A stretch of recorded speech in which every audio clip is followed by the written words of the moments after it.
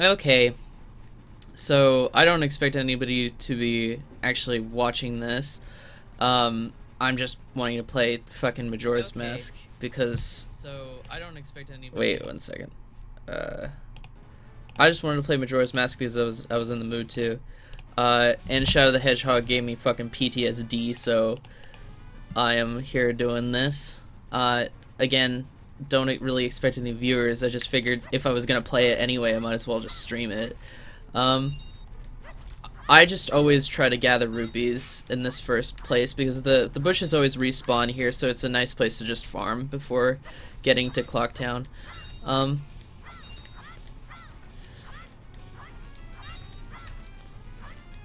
so I'll be doing that real quick for just a sec.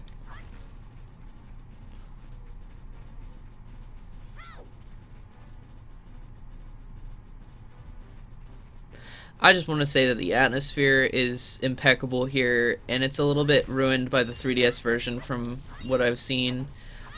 This area in particular, they kind of did things like these mushrooms over here don't look the same at all. They kind of turned into these cliche red mushrooms, if I remember right, the 3DS version, which I thought looked really fucking weird.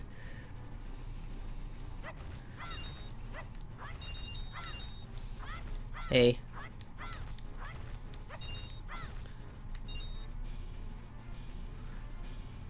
I don't even know how Twitch works, so I don't know if anybody, like, watch. Oh yeah, no, I did figure out at least the aspect ratio now, so it's not like Ocarina of Time where you couldn't see anything.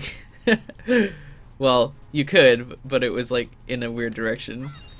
Um, so, oh yeah, I got one viewer so far. Sweet.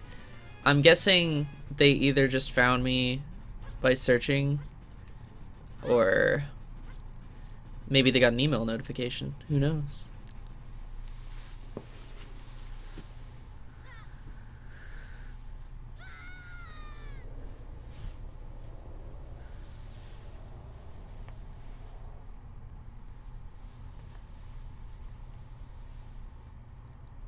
There was always a really Alice in Wonderland kind of inspiration to this game.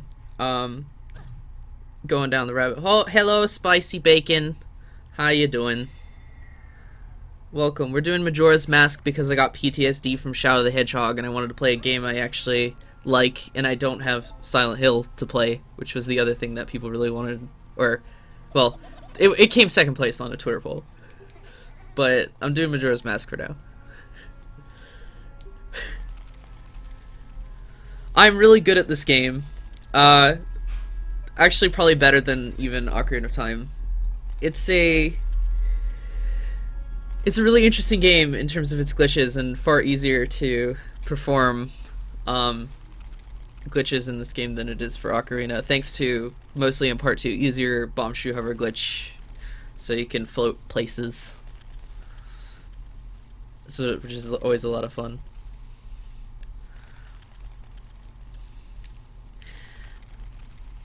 There's a really, like, there's a madness to this game that is just not contained within any other Nintendo game that I can think of off the top of my head. I'm not sure who was in charge of this project, if it was Ito or somebody else, but it's probably the most coherent in terms of atmosphere Zelda game, and also probably the most creative. I seriously love this thing.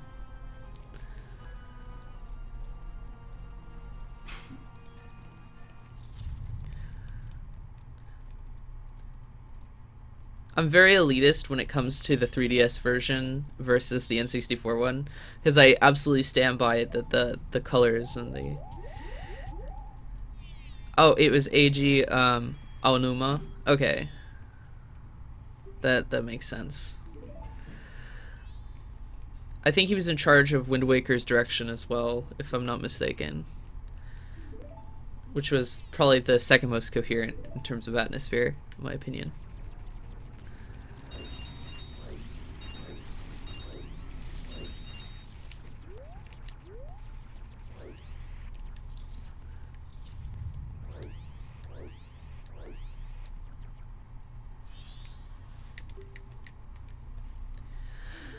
Tattle is probably one of the better companions, actually.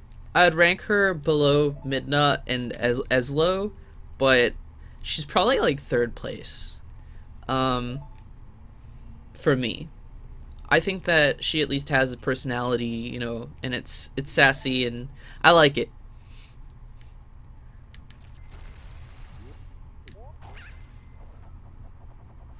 They also changed, they probably responded to the criticism, actually, that Ocarina got for the hey listen stuff, and they made it just a dingling noise, which is something that you can really appreciate when coming from Ocarina. You can just fly directly here, save some time. Now, everyone knows this, everyone and their grandma knows this, but it's cool to point out, but this thing is what you're probably derived from as a Deku, so it's like a dead one, because all the rest of the bodies that you have come from dead characters within the game.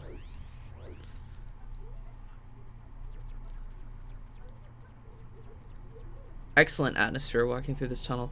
A lot of subdued colors. That's one thing that the 3DS version did that I was not fond of, is brighten up the game in terms of its color palette early on, and I think that the more drab colors and the lighting, especially the way that it lights the character from below, is just some really nice kind of effect going on here. Almost like there's a spotlight underneath the characters constantly.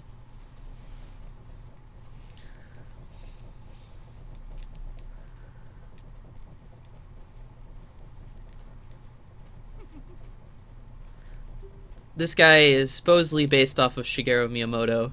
I'm not sure how true that is, or if that's just a rumor.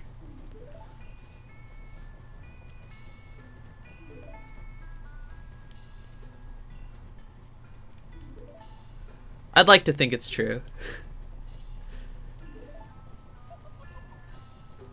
The way that the animations also kind of jump around instead of being coherent really adds something to this character. I don't think it'd be the same without that jarring animation. Quite funky. And of course there's a Mario mask. So let's get going. Dawn of the first day.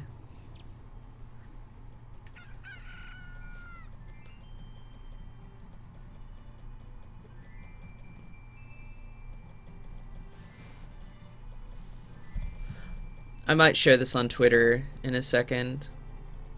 People seem to watch it if I post it to Twitter, but I don't want to bombard them with so much. I've been doing this a lot just because I've been having more free time to play games, and I'm kind of like at a stalemate when it comes to making videos. A little bit demotivated this week, but I'll probably get into it next week and start up again. I've been really trying to push making videos more and more recently. Ow.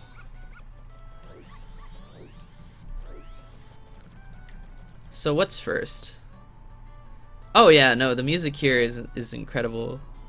No matter what. I mean, like all the music in Majora's Mask is iconic, and just as iconic, if not for different reasons than Ocarina. So Ocarina had, of course, the standard themes that you get from the Ocarina of Time, you know, Epona's song and Zelda's Lullaby, but here we have Clock Town and Song of Healing really being like huge standouts.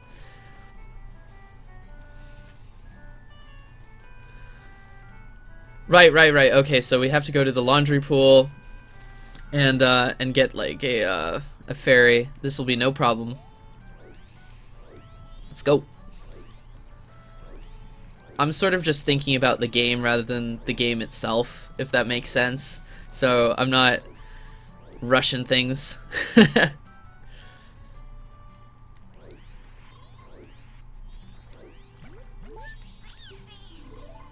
So if we return this guy to the great RuPaul in I think it's North Clocktown,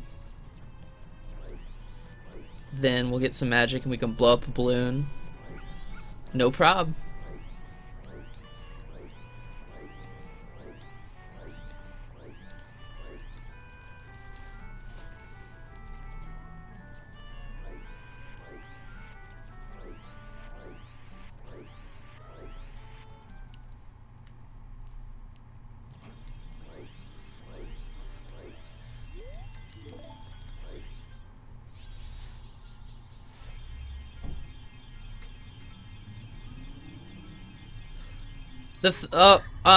One thing that I want to say is that if I do get through this game, which I probably will get through all of it, I'll probably fight the final boss without the Fierce Deity mask, because that's really kind of boring if you just do Fierce Deity.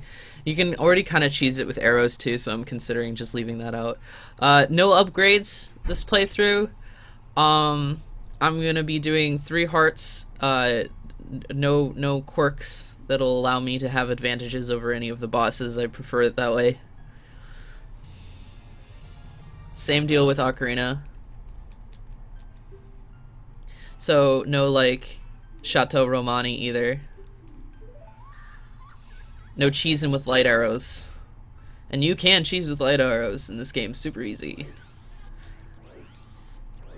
Not doing any of that additive bull crap.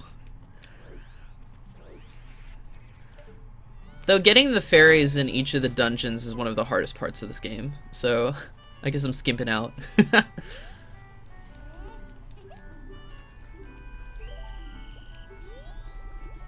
Let's do this. Okay, so general tips when doing this part is if you blow bubbles at them, they'll usually stop long enough so that you can get them. The game kind of teaches you to use bubbles pretty early on, and you won't be using them much again for throughout most of the game, so might as well. Deku Link is probably the most underused aspect, I think. But it makes sense, he's the first one.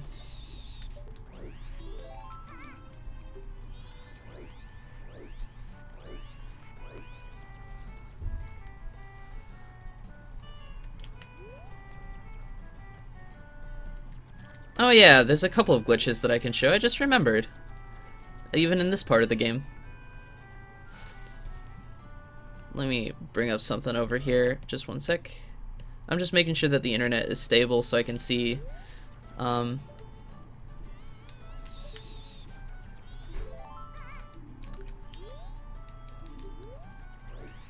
It certainly cuts down the time if you blow bubbles at them.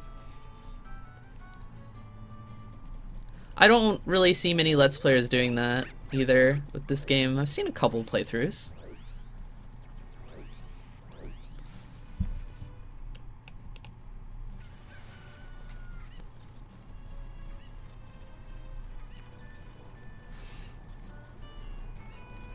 I really like all the scripted events throughout the day as well. I think this is one of the most clever aspects of this game in terms of its design, is the way that it scripts each of the characters individually. It really makes the place feel more alive that way under the limited power that the N64 can provide.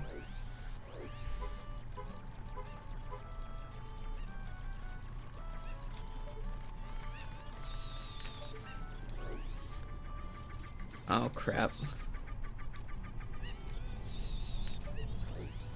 There we go. That was nothing. Hey? 1 3 5 2 4. 1 3 5 2 4. I'm not sure if it's randomly generated or not. I've never really ran into the problem, that kind of problem. 1 3 5 2 4.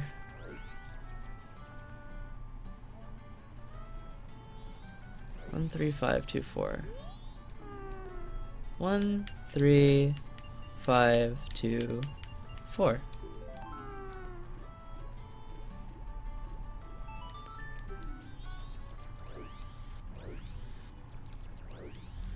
Now, let's do something for fun. If you angle yourself in just the right way over here, you can slip past this guard, and there we go. And we're out in the field over here. There's nothing much to be found outside over here. It's just kind of interesting that you can come out here and wander around.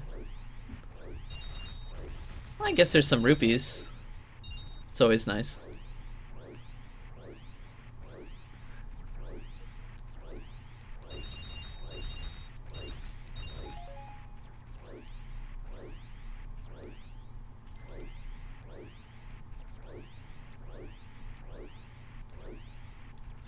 So that's the only guard that you can do it with.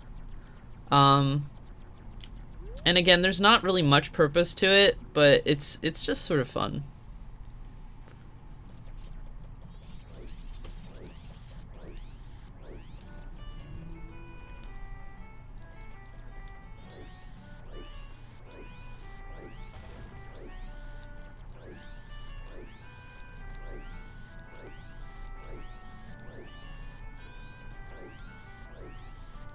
I believe they made this game in 18 months. That would be Aonuma and his team. An 18-month developmental cycle for like one of the best games, I think, of the generation is fantastic. Probably one of the best games of all time. Well, in my opinion, one of the best games of all time.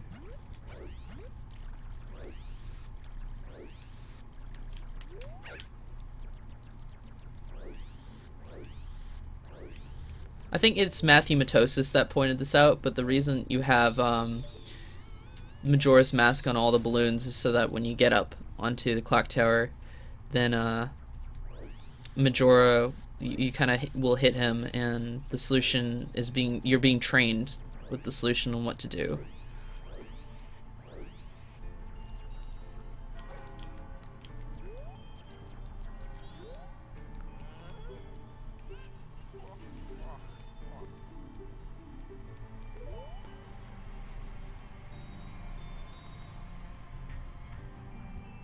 Oh, shoot. I did not mean to exit. There's another cool glitch over here, which we might do sometime if I can pull it off. I don't know if I can or not, but it's where you look through the telescope just as the world is about to end, and then if you exit, I think it was like 0.2 milliseconds, then you wind up being on the 4th day. And you have infinite time to do a lot of things, but nobody operates under a schedule, so if you mean to beat any temples, you won't be restricted, but if you're relying on anything schedule related, then you're kind of screwed.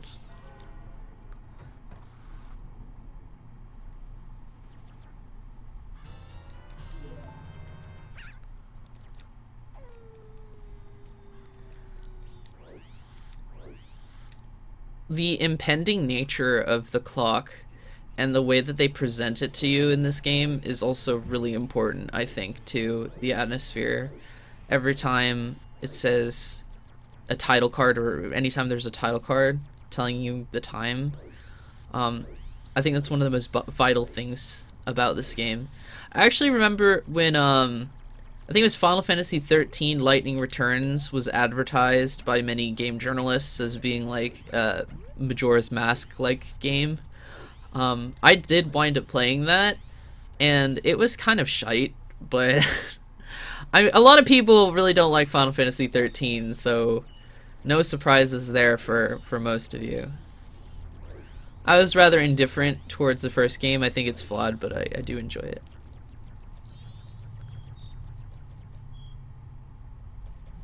Oh, I absolutely think that Nintendo has kind of become Disney, and this is probably one of the final, let's say that this is like the Fantasia, to, you know,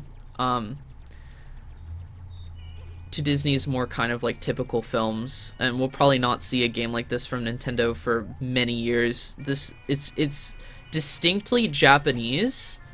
Majora's Mask is distinctly Japanese, and I don't think Nintendo would risk doing something this dark and culturally ingrained ever.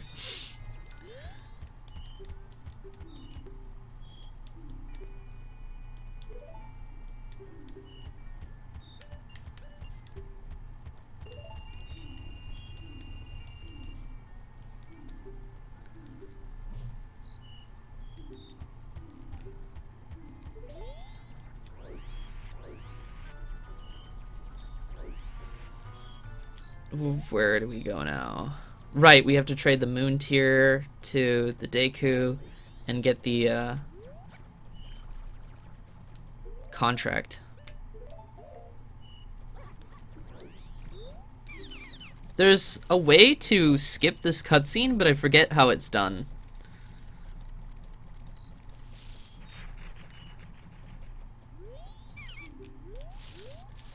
If you're doing a speed run, that'll save you like 3 seconds. So.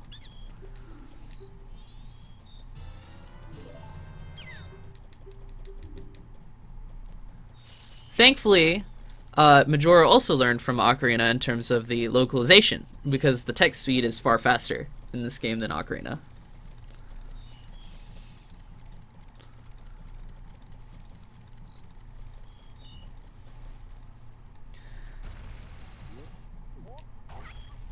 I remember when I first played this game, it scared the shit out of me. I hid the Nintendo 64 under my bed for several months along with the game within the cartridge, and also when I did play it I refused to turn it off because I thought that that I'd had to restart the entire game if I let the console turn off, essentially. So I kept the console on for weeks until I figured out that you could save at owl statues.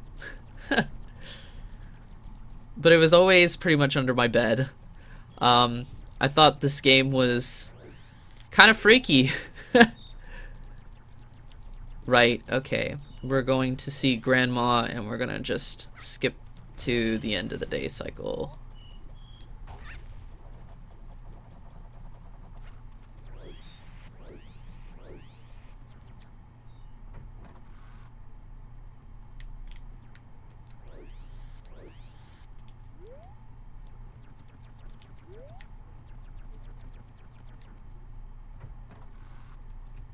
So if you talk to this old lady, and those of you who play it probably, like, you know that, oh, right, you have to do it in the day.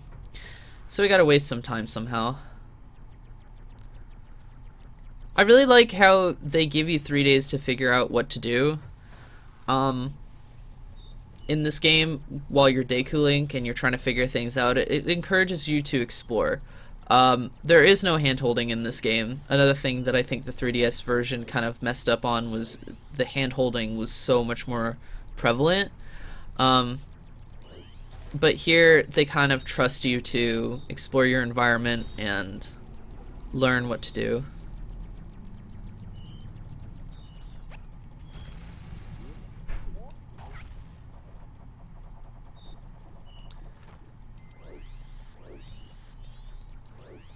But I have no way to kill time, except maybe I can go to the Scarecrow. Maybe he'll help me out with this. If the shop is even open.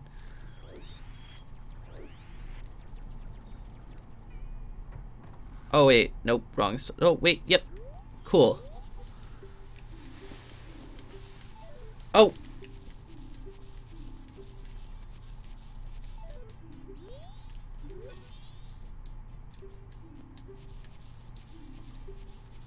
Yep, let's do it.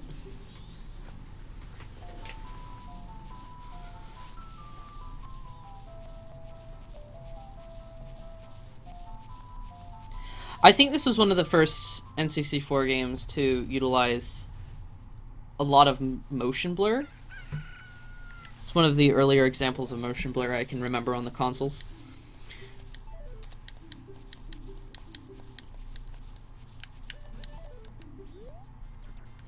Right. I think we'll just pass it until... Wait, It keeps defaulting to no.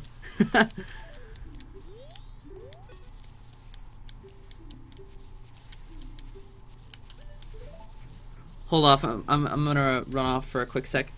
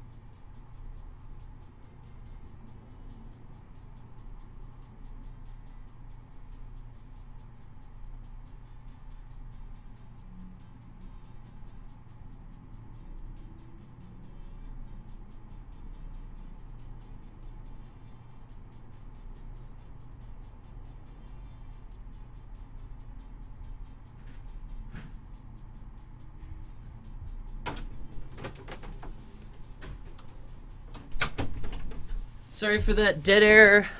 My roommate wanted me.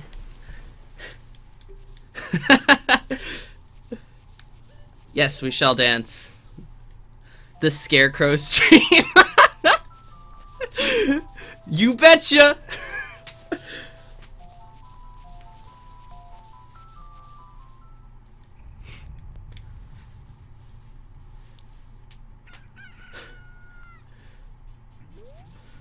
Hey, what's up? So, as I explained earlier, but nobody was there to listen, Shadow gave me PTSD and I kind of was in the mood for Majora, so I popped this in instead for now. I'll come back to Shadow the Hedgehog and finish it later. We were on the final boss. What's up, everyone?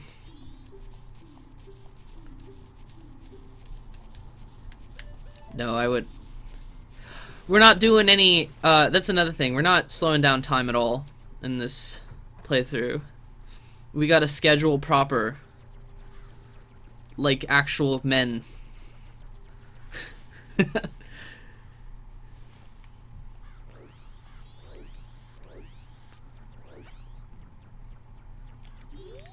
Ugh. Okay. I think there's some rupees that we can get a hold of. There we go. We can deposit these in the bank before the next day arrives, or before we become human Link. Hylian Link. Linkadink.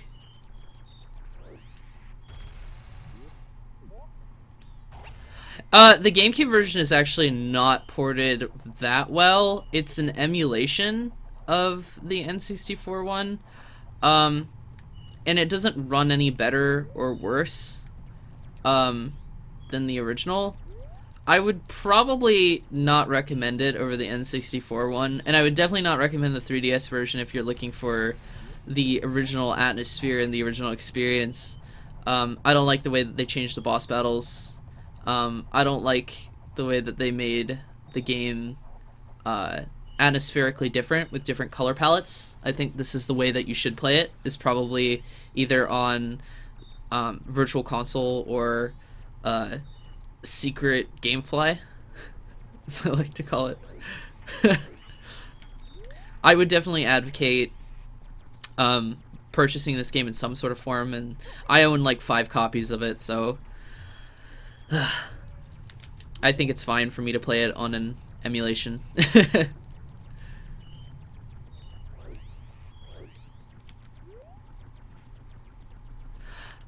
And I pointed this out, but one of the things that I find really cool about the way that this game is lit is that it's in darkness, it always lights Link from underneath. So you have this very interesting lighting effect that I don't think anybody's really noticed, but it kind of, the light comes from under the chin and it sort of rises up like a flashlight is shining underneath him. I think that's super cool. And everything is like that. It almost feels like there's lights being projected from underneath, like old-fashioned Hollywood kind of lighting up buildings. It's super interesting.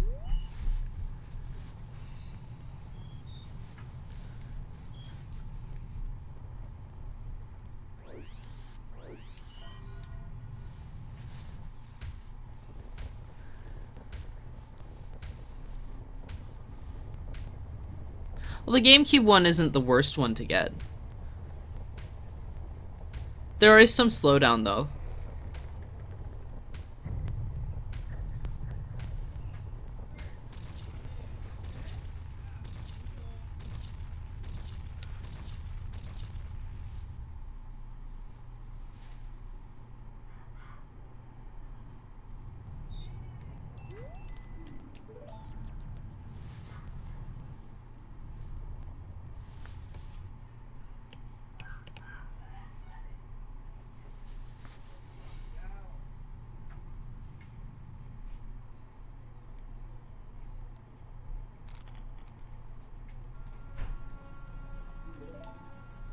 Skull Kid is probably one of the more interesting villains in the Zelda franchise.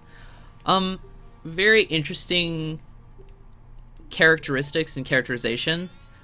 Um, a kind of alright backstory.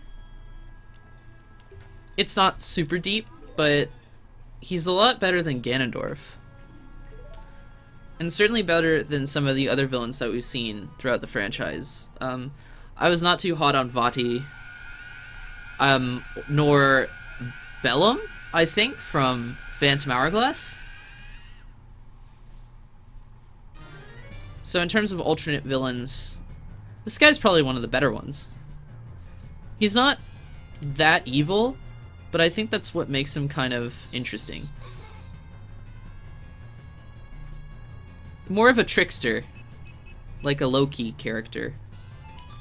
You know, from the Norse mythology, not the Avengers films.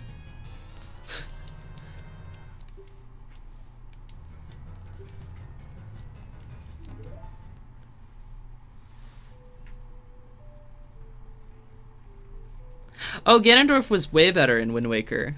Oh yeah. Well, everything about Wind Waker's presentation was fantastic. I mean, the final battle of Wind Waker was amazing.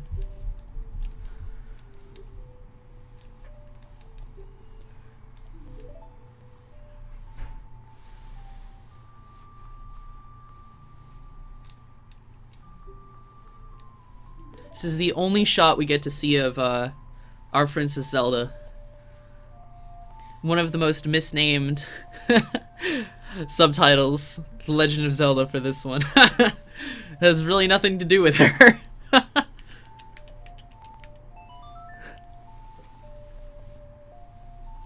Waifus be waifus. Am I right, boys? Who do we ship with Link in this game? I would say older Romani. That older Romani chick. She's a pretty good ship for Link in this.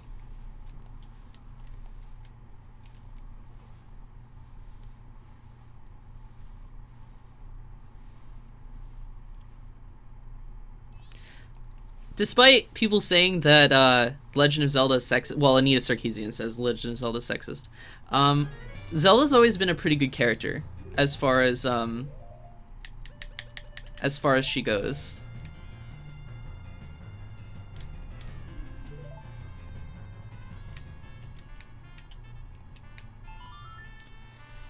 Like, you had Sheik in Ocarina, and then you had Tetra from Wind Waker.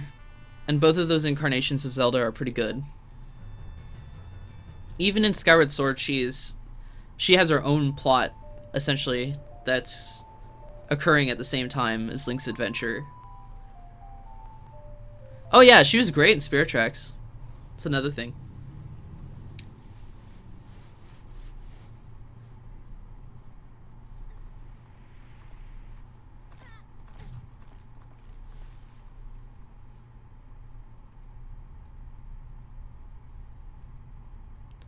This is by far, I think, the most cinematic Zelda until, like... I think this was the most cinematic Zelda up to the point that it was released.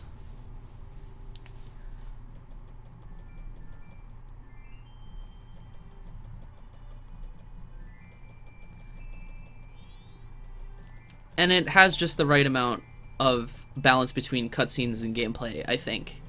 Majora's Mask lets you kind of start playing properly pretty early on, if you know what you're doing. It makes for good replay value as opposed to Twilight Princess, which takes forever to get into because it's too cinematic. Same with Skyward. It's kind of... I always dread replaying those games.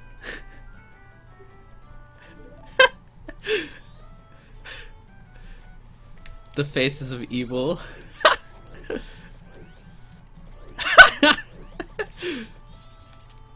Oh right, we're supposed to go back into the clock tower.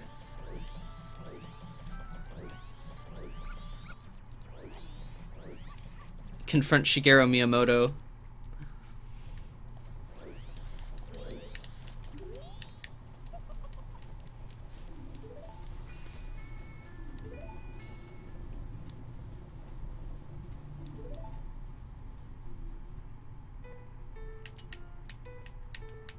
And just like Shigeru Miyamoto in The Office, um, he does he does something and then he just doesn't do anything throughout the rest of the game.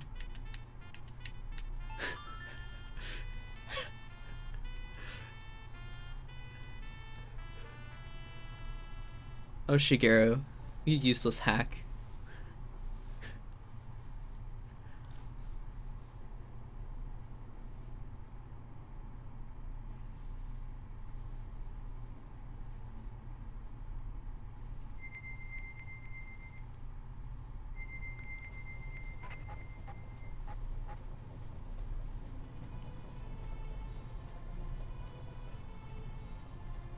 The motion capture and animations are spectacular.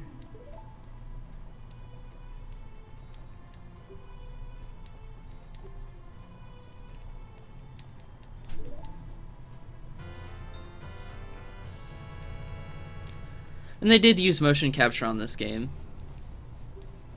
That's how the animations can be so fluid at times.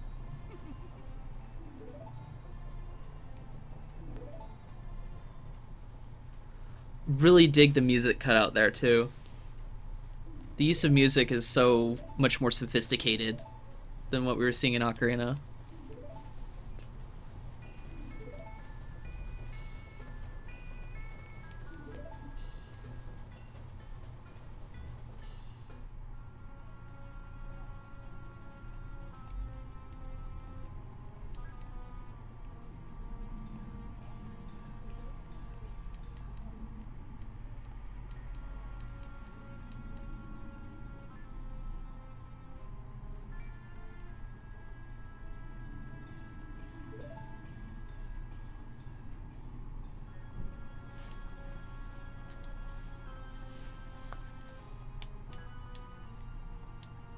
Now, I don't know if any of you have read the Zelda manga, because there was one.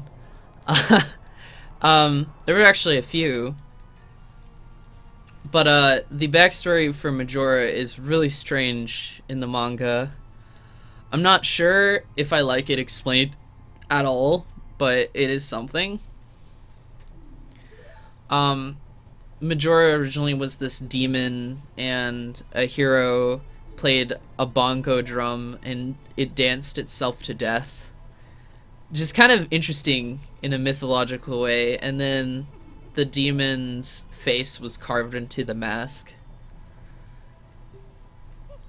and it started possessing shit.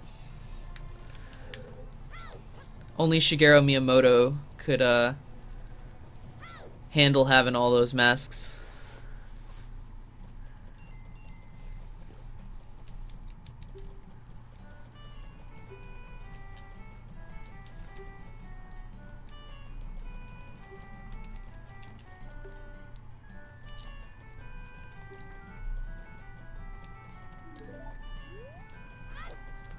The level design and structure is, of course, extremely sophisticated as well, since the clock tower is directly in front of the level that you're supposed to be going on first. I think that's really clever. So you'll know exactly where to go and where to head to right away.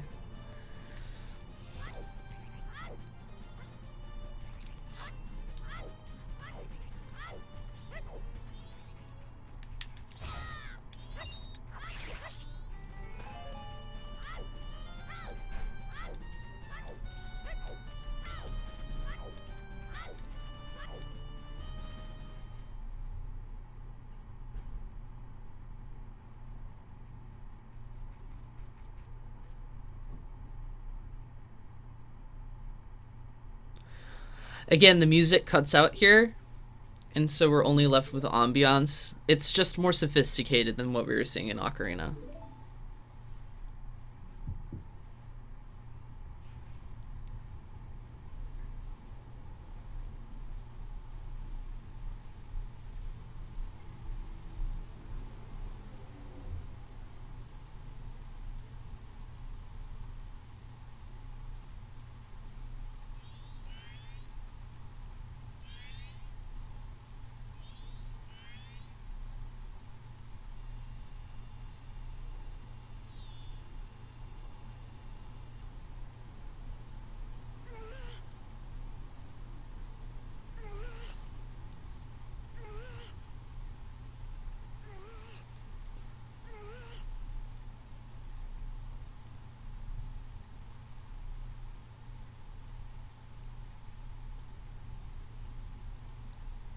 And right away we have this empathetic side to the character. It's something that Zelda doesn't usually do.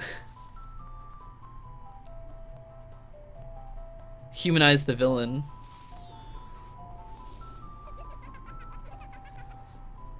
And we have more of like a cinema of silence when it's doing these cutscenes, because there really isn't any dialogue exchange.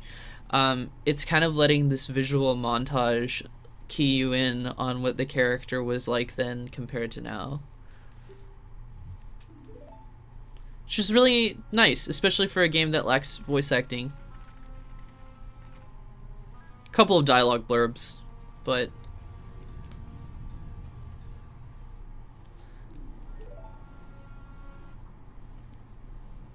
only about 3 or 4.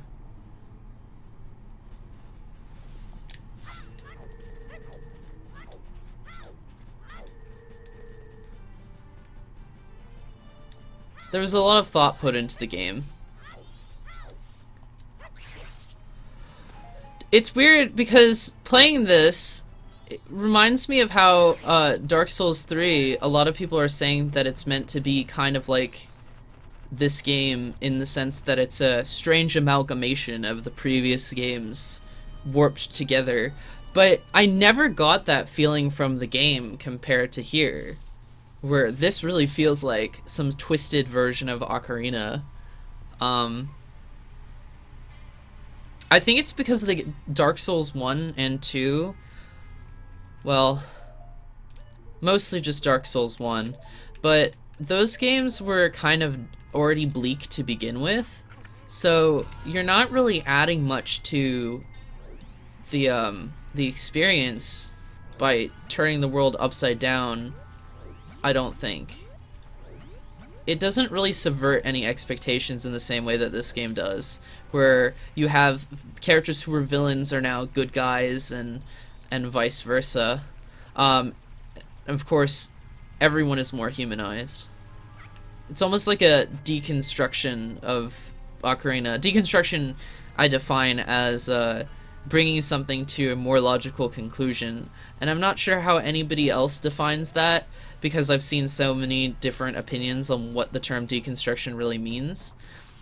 But that's how I kind of see this game, is it's bringing Ocarina of Time to a realistic conclusion with the characters. Like, no one's just evil for the sake of it.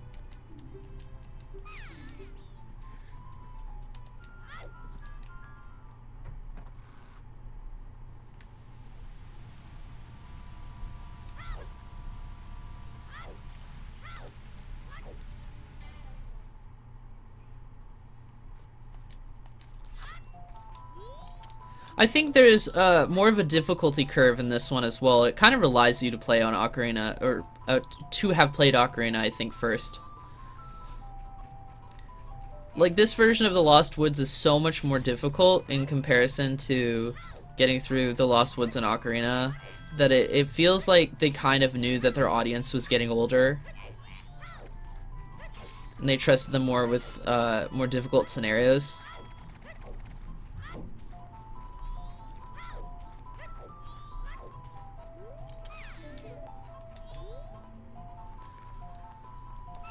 There's so much respect for the player in this game.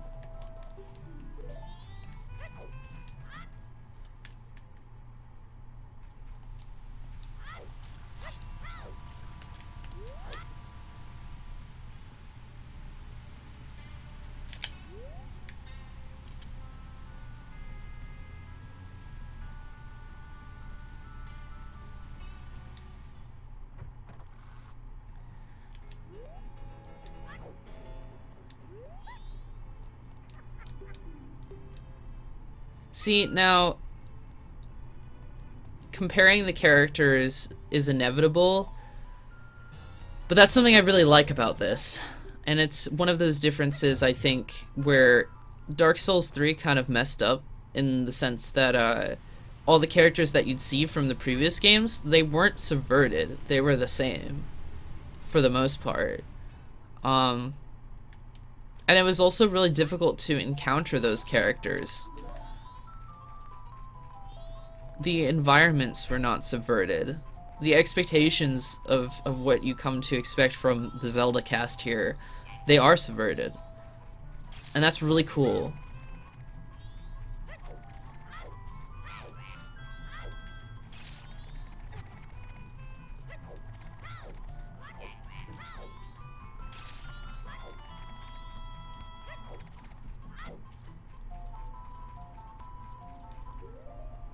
A lot of people always get this confused. I think this is something that they kind of messed up here, is explaining how you give people items. Well, Am's the Great. A lot of, like, for example, it's not really, I don't know if it's trying to deconstruct the games. I think it is building off of an amalgamation of what you expect from the previous games, though. And a lot of people have been talking about and writing specific articles how, you know, Firelink Shrine is supposed to be an amalgamation, like a warped version of what we come to expect from Firelink Shrine. And particularly Demon Souls as well, and the past Souls games. And running into characters that we've already ran into that should be dead from Dark Souls. So, like, if you know kind of your Dark Souls lore, it's supposed to be playing off of that a lot. Seeing Anor Londo, for example, is another thing. So I think that this game does a better job of kind of subverting expectations of what we come to expect from the previous game, Ocarina of Time, whereas Dark Souls 3 kind of presents it very samey, I think. And maybe they're going for different things. I'm not totally sure about the nuance of Dark Souls 3 quite yet, so I don't know what people have been writing about it or what the general population think. I'm definitely not fond of 3, but I'm a lot more fond of it than 2.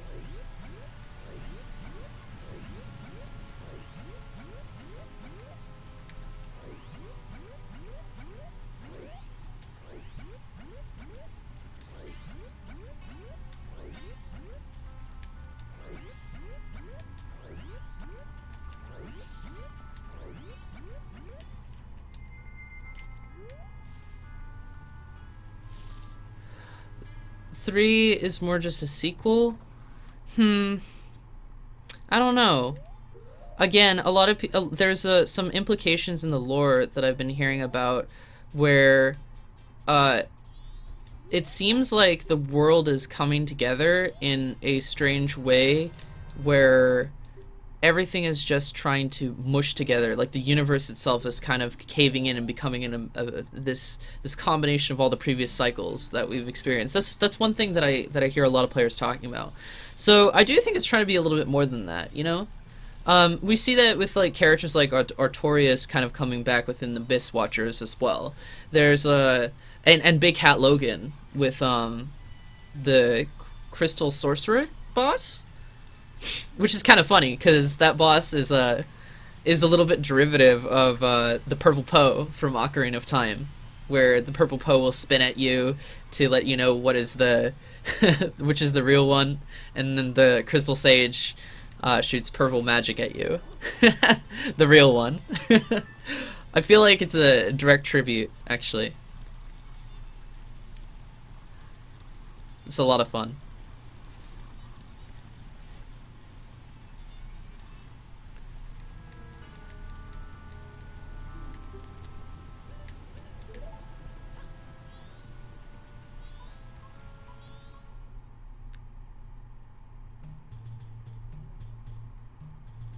Well, 3, from a meta perspective, I think it's about the franchise needing to come to an end, because the world is coming to an end, and I think it's almost like a direct response to Dark Souls 2, actually, how 2 almost like prolonged the existence of Dark Souls, but then Hidetaka Miyazaki seems like he just wants to end the franchise and either move on with Bloodborne, or create an entirely new IP. And so I think there is a large meta about that going on in the games.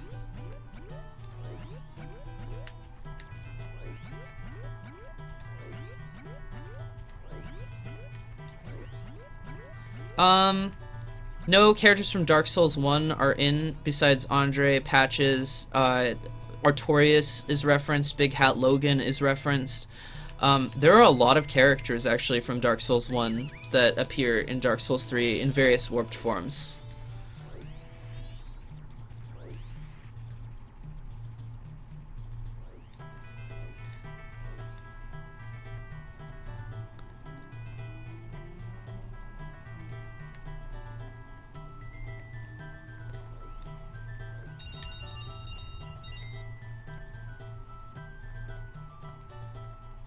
So bosses aren't characters? Tell that to Sif, man.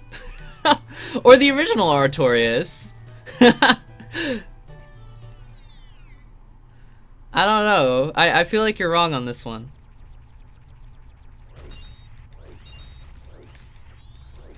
We also definitely get references to Solaire and I think Ortava. Do you know that guy? Like the freaking Onion Knight is in the game too. He's like reincarnated, actually. So you're definitely. I don't think that you're right on this one.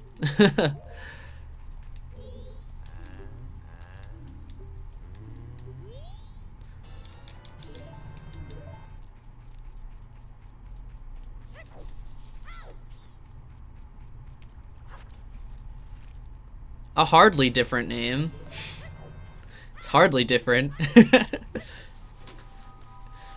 It's supposed to be a reincarnation of the character.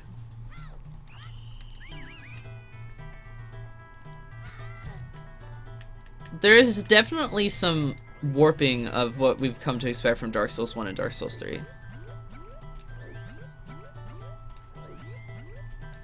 And we also don't forget Gwendolyn. Like everyone is coming back as like these characters that are like even though I think that even though they might be like descended from a lineage of those kinds of peeps, I'm not really sure how, because these characters are all characters that like died within Dark Souls 1 or were never really recognized, or maybe were just in prison the entire time. So I'm not really sure why people would build off of their legacy. I still think it's purposeful.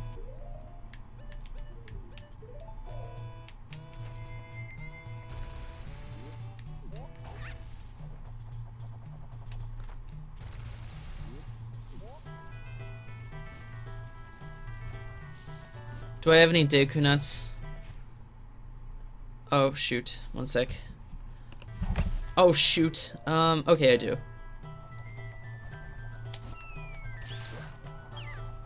Whew.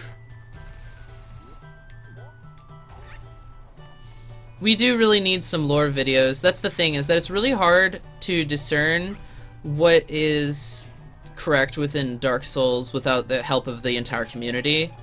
The stories are so fragmented, and you can vaguely get a sense for the themes, but maybe not like this perfect, coherent narrative that you might be hoping for. Oh no, no, no, no, no, no, no, no, no, no! Oh! Oh, shit! Okay, well, we gotta start over on that. I should have blasted that guy. My bad.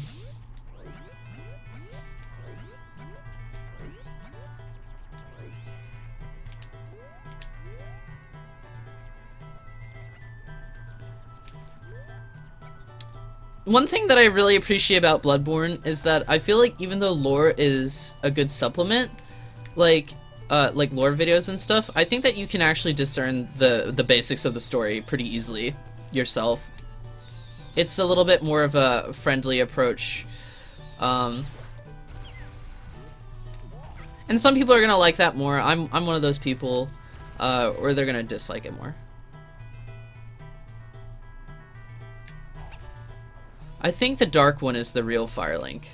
I think it's sort of like it's exactly like if you remember in Bloodborne, if you played that, there is a doll house, you know, the sort of hunter's workshop, where the real doll resides, and then you're in an alternate dimension. I think it's similar to that, where you're kind of in a dimension that's beyond reality, and the dark world is the real one.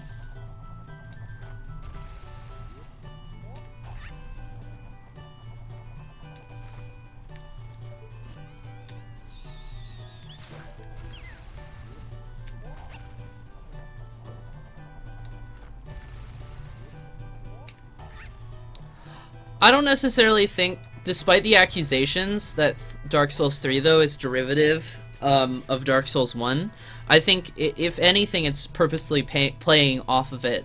But I really am kind of pissed about Yahtzee's review of Dark Souls 3, and even more so the commentary of Dark Souls, or the commenters rather, not the commentary. Because for some reason now Dark Souls 3 is getting some I think hate for little to no reason. And I'm not the best fan like of the game either. Like I'm not like super thrilled by it. I thought it was a very short-lived experience. I didn't get that much time out of it, but I wouldn't criticize the things that those guys are criticizing it for.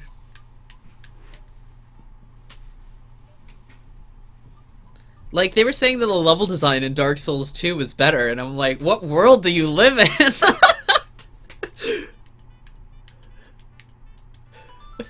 I would rather take a somewhat an attempt at a coherent world than an arcadey stitched together various levels that are flat and often funnel you through them. It's not fun to me.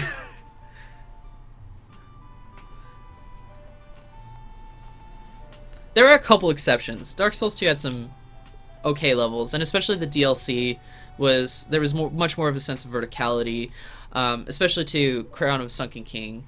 But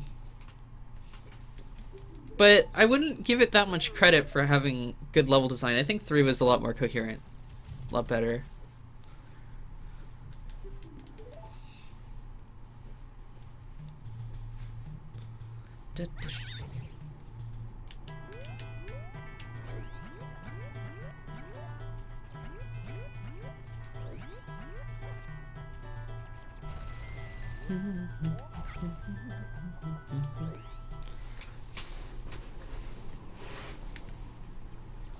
Okay, these enemies cause some major lag within the game, no matter what version you're playing, and that's actually a big problem with this particular level of Majora's Mask. As you can probably tell, it's coming to a slow crawl, and it's not... The enemies just cause a lot of slowdown. I think it's the electric effect. Or something. Now the game's back to normal as soon as they're dead.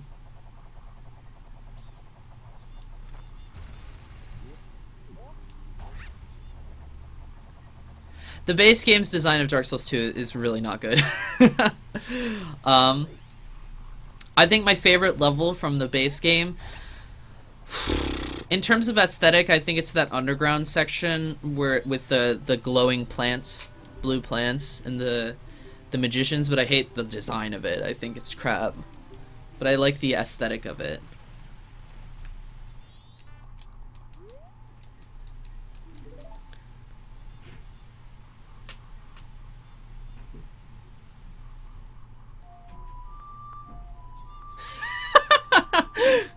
Why is the ocarina sound coming from his...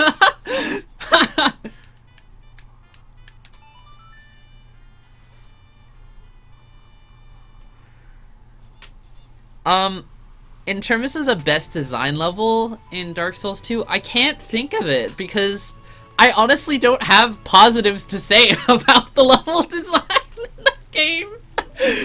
The enemy placement is so bad, and it's even worse than Scholar of the First Sin.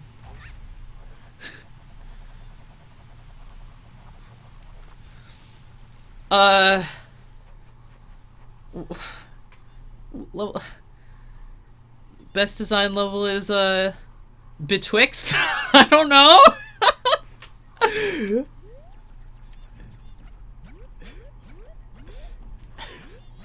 It's really sad.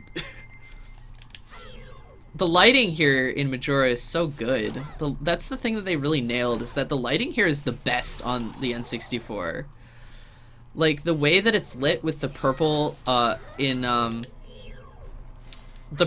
background and in the foreground, and then in the skybox is black. It's so cool.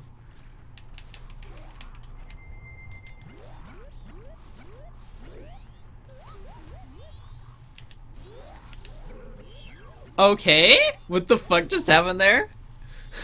Majula was the best level design.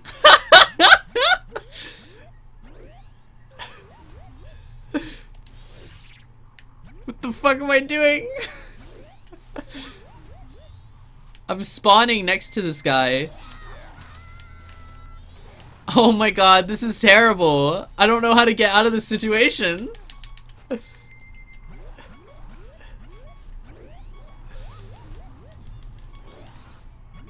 What the hell?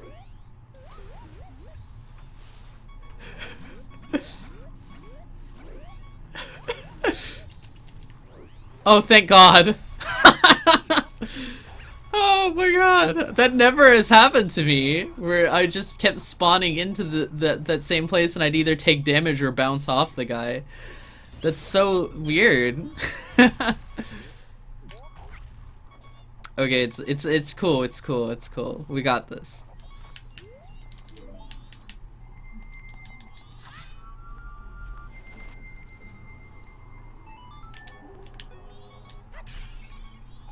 Oh, fairy, fairy, fairy, fairy! Please, please. Okay, there we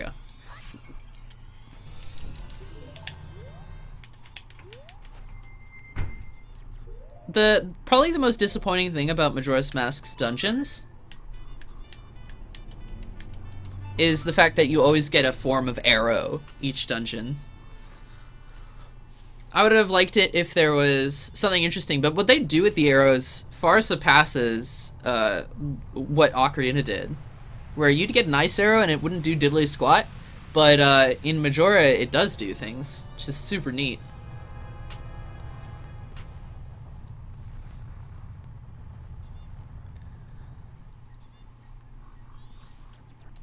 So like ice arrows in Majora, you can use it to make paths, which, oh my god, that's another thing in the 3DS version that sucks. They took out the ability to make ice arrows wherever you want, and they made it so that you can only do it in designated sparkling sections. Ooh, it's so terrible. Oh shit, I just fell down. You never played a Zelda game, is that right? They're really interesting experiences. I think that you'd probably really like this game in particular, especially if you like Dark Souls. Majora's Mask is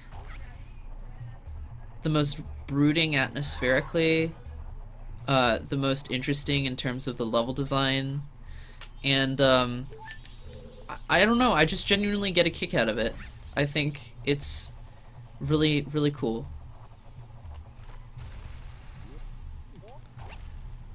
Well, just play it on a PC, that's what I'm doing. Give Nintendo your money later.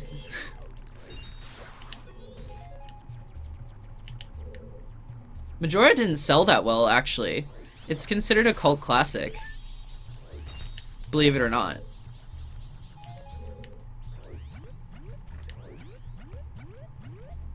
Whoops. Kinda drowned there. You don't get penalized for drowning, though, which is quite nice.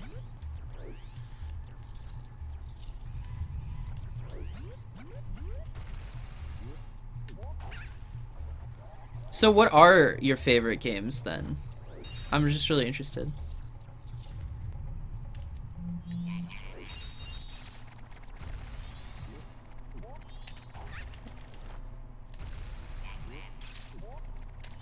There we go.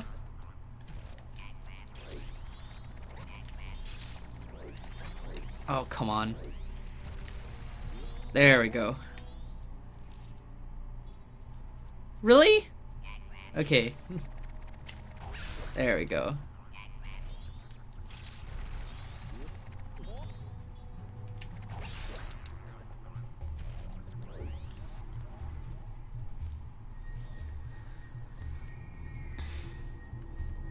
I'm not sure if this is a useful item or not. It might just be a map. Oh well, we'll take a look.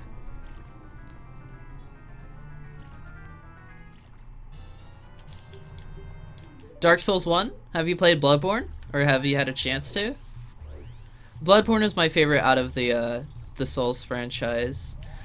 Eco is great. I love Eco. It's so good. Shadow is fantastic as well. Have you had a chance to play Shadow of the Colossus?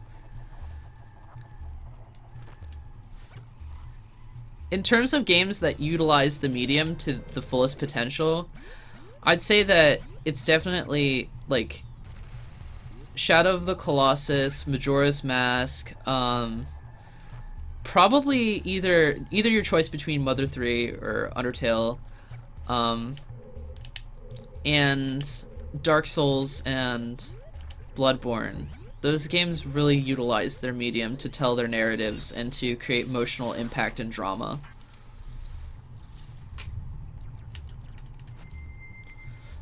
Dark Souls 1 is a fantastic game. I think the one thing that will never be forgotten about it is the interconnected world, which still hasn't been a thing since Dark Souls 1, is how interconnected everything was to the central hub.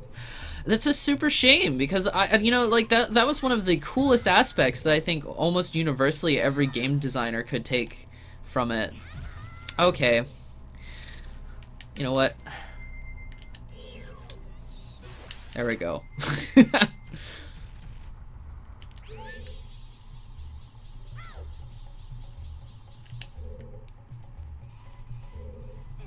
Block puzzles, they used to be so prevalent in 3D games. They kind of are still. Uncharted 4 utilizes a lot of block puzzles still, and so did Last of Us. Really weird. You'd think that they'd get rid of those over time. Yeah, I was hoping Dark Souls 3 would have that interconnected world, but it didn't. I think that, but no, like, the fact that it is a pain to make is partly what makes it special. I mean, if you can take the time to have such attention to detail like an interconnected world like that, then I think that, you have something really special on your hands, and I think that, people appreciate that a lot. Dark Souls 3 took too many philosophies from Dark Souls 2, but thankfully it took more from Dark Souls 1. So.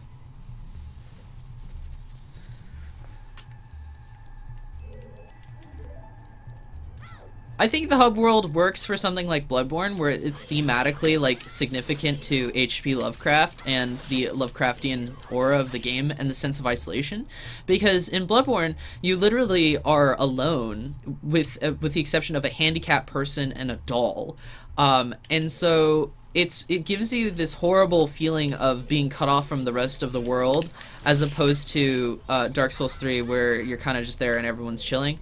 But in Dark Souls 1, when you would go there and everything was centralized and you'd have all these characters gathered up in the same location, it really lent this feeling of the world has this unity, but it's very physical, and it's temporary, it's temporal, like that everyone will eventually disappear and wander off.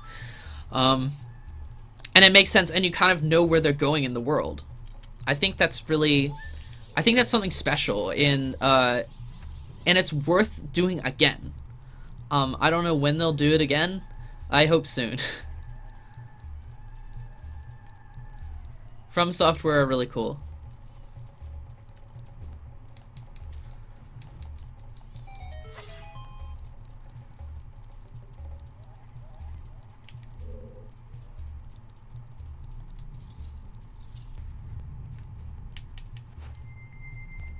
The lighting in Majora's Mask is so good for N64. I have no idea how they did this. Well, especially that room back there. It was so, like, dark and chiaroscuro. It drowned you in blackness, and that's so cool. I love it. It may seem like something insignificant now, but back then it was like a big deal. Oh, shoot. It's okay. I'm fine. There's a very interesting inspiration for the architecture in here as well, where it's like, it's Mayan. It's based off of like Mayan architecture and Aztec architecture. It's so cool. I like love the fact that they get inspiration like the Zelda team from Majora's Mask and a little bit of Skyward Sword as well. They get all these like cues from these different cultures that you never come to expect. Shoot. I should probably take him out somehow. Maybe with bubbles or something before I continue. See, these guys are really getting in the way.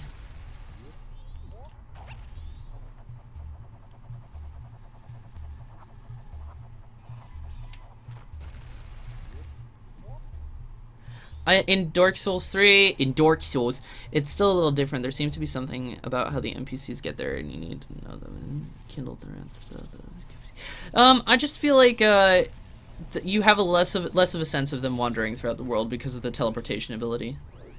That's all. And you're really kind of cut off from where the location is because it's in some sort of mystical field, as we were talking about, that's beyond reality.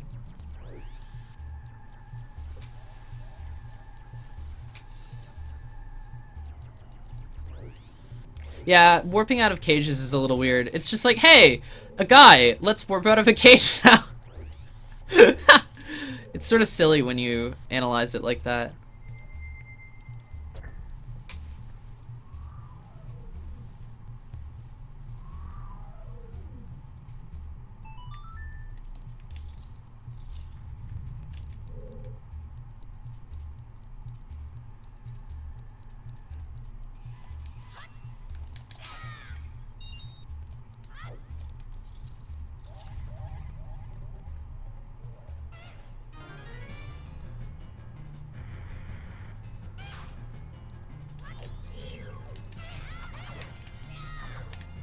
But we already had that kind of thing going on with Demon Souls in the Nexus, so I don't know. If you jump attack in Majora's Mask, you do, I think, double damage, so I took that guy out, like, no problem. And here we're gonna get a bow and arrow, which is...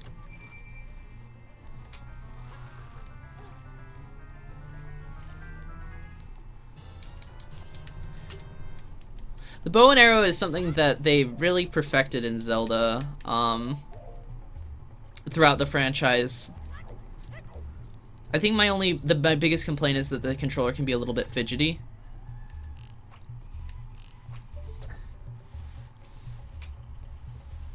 But the game feel of it is really, really good.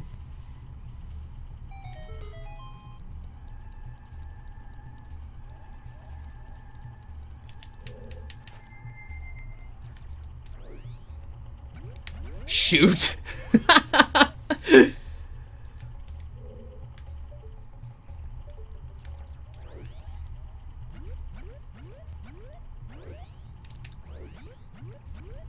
There we go.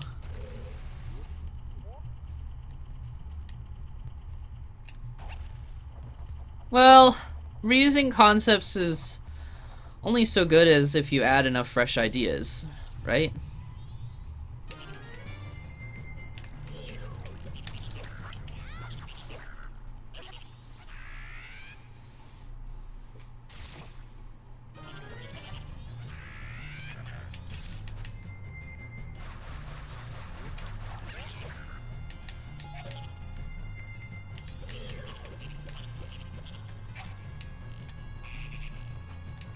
Oh, come on.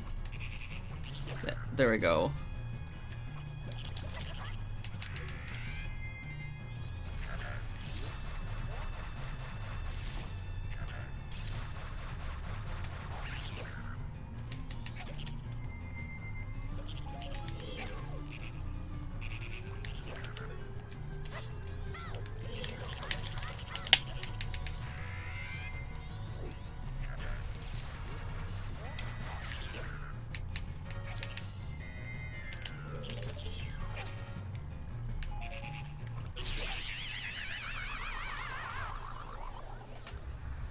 was a nice smooth battle.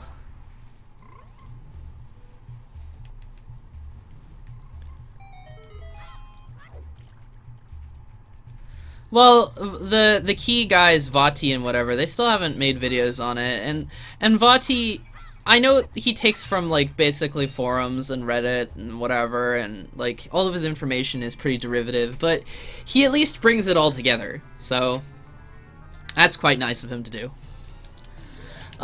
Though I think he fails to credit where he gets his sources from, because he definitely doesn't come up with those ideas himself. Like, I've seen them floating around the internet long before he brings it up.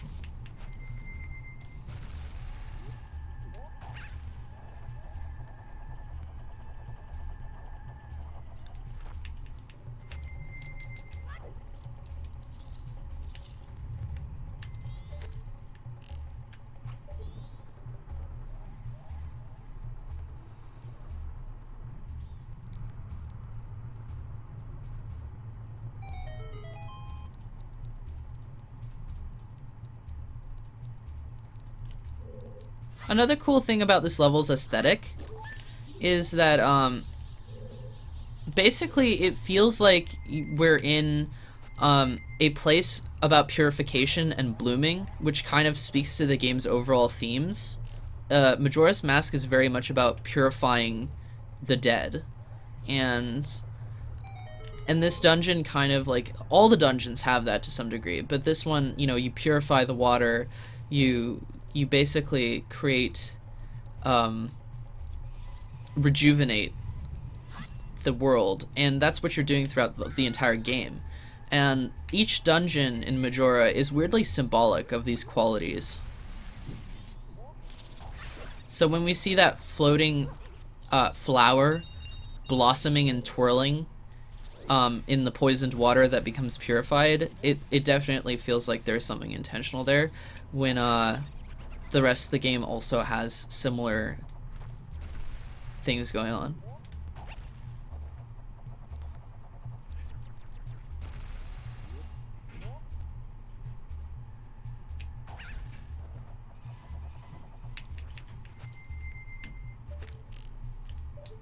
Yeah.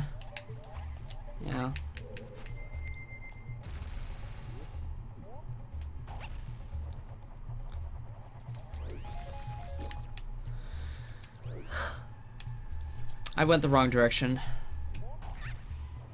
Not a big deal. We'll just go the right direction.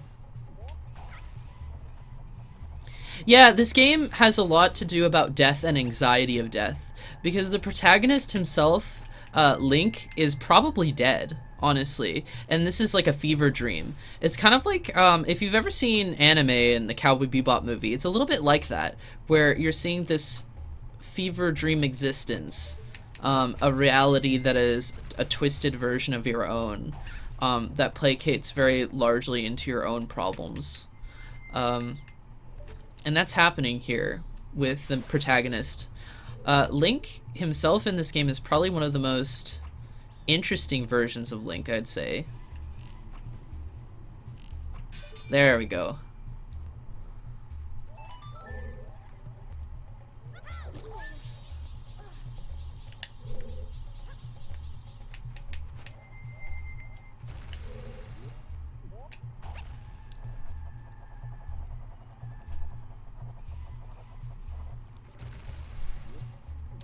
Silent Hill is another great video game franchise where...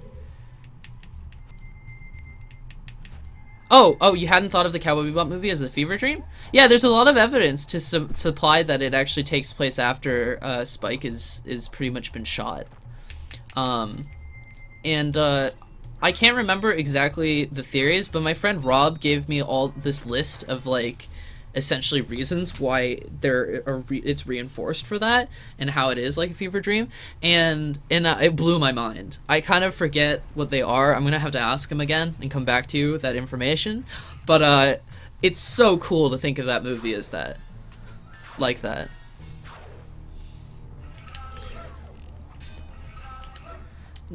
Now this boss can be either piss poor easy or really fucking hard.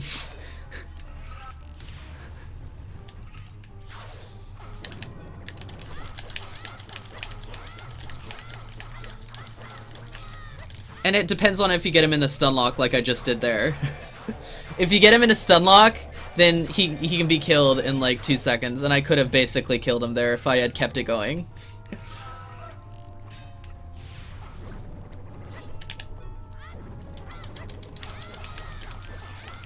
There we go.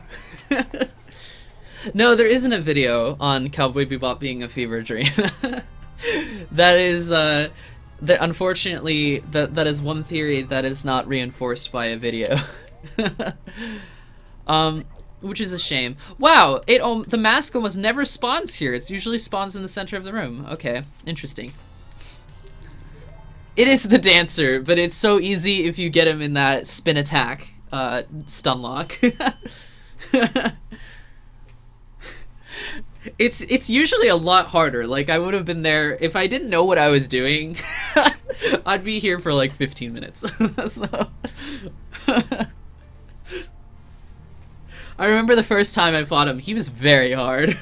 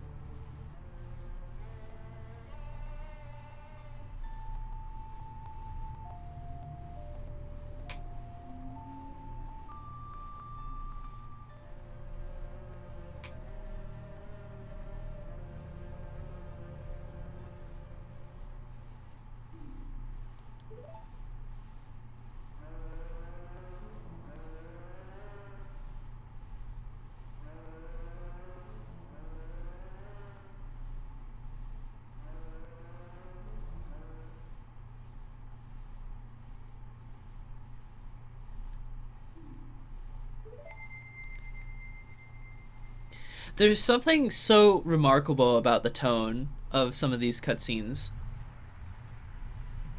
I think this is one of the few games that can really be studied in depth, and you'd be able to write a dissertation on it. Especially when considering the psychology of the game. Because I feel like this game, there's a lot of psychology about depression and like fear of dying. So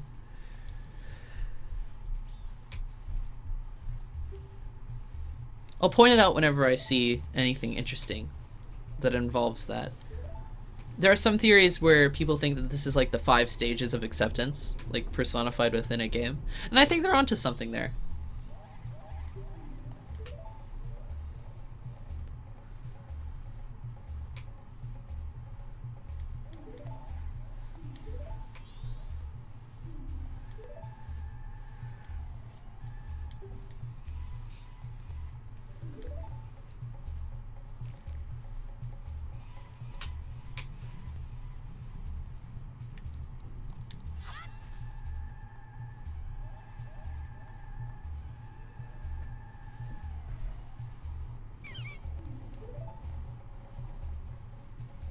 Goat G's, pleased to meet you.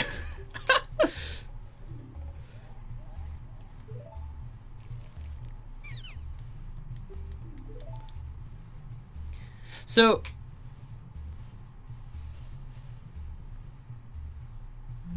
yeah, it's one of those things maybe where you need to have played it first to really come back and analyze and see where it's going with a lot of things. Okay,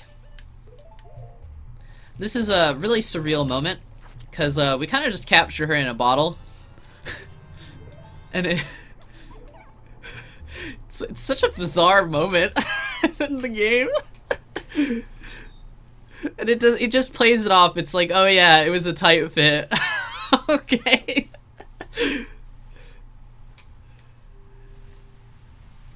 There's nothing Freudian about that.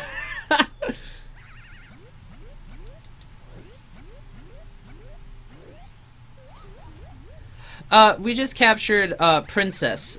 She's the Deku Princess, and her lover is a monkey, and her father is kind of xenophobic, and and he's trying to kill the monkey by boiling it in hot water because he thinks that he's somehow kidnapped the daughter, but the daughter was actually being held captive within the dungeon by the Skull Kid. As you can see, he's right over there. That's the monkey. And he's being dunked in some boiling water.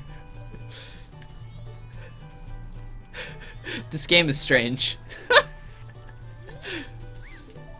The comparisons to Alice in Wonderland are not lost.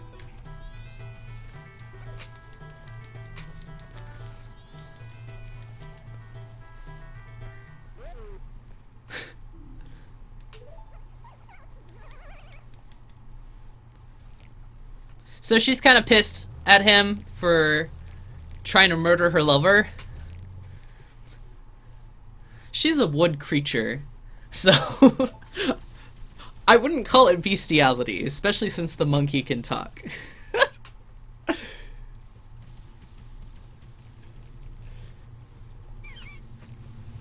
Oh, Mr. Monkey, I'm truly sorry. Father does such rash things when he's worried about me.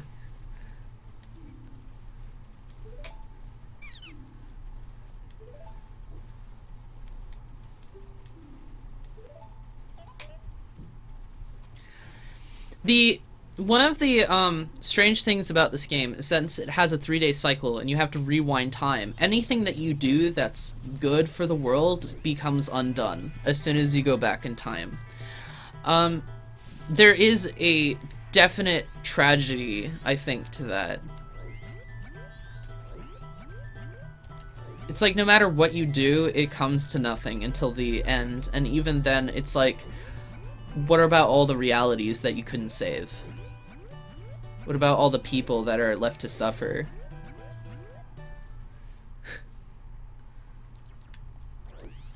Well, he's like one of the couple monkeys, but he's one of the important monkey characters.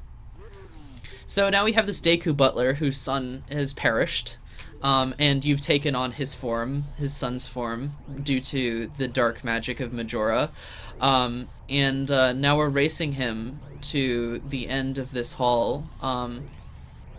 But the fact that he kind of has this son who has died and then you've taken on his form is extremely Freud.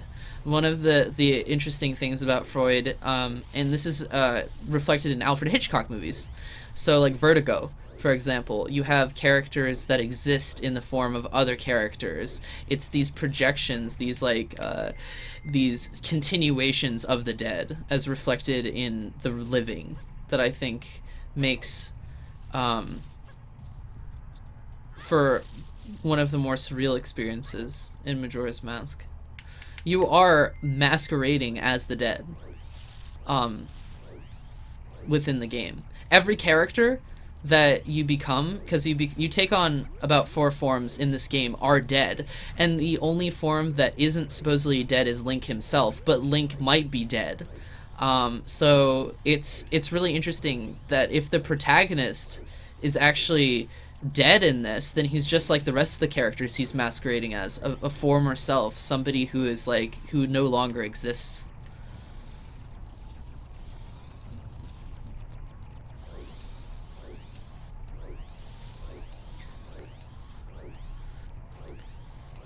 And we're masquerading as this guy's son right now.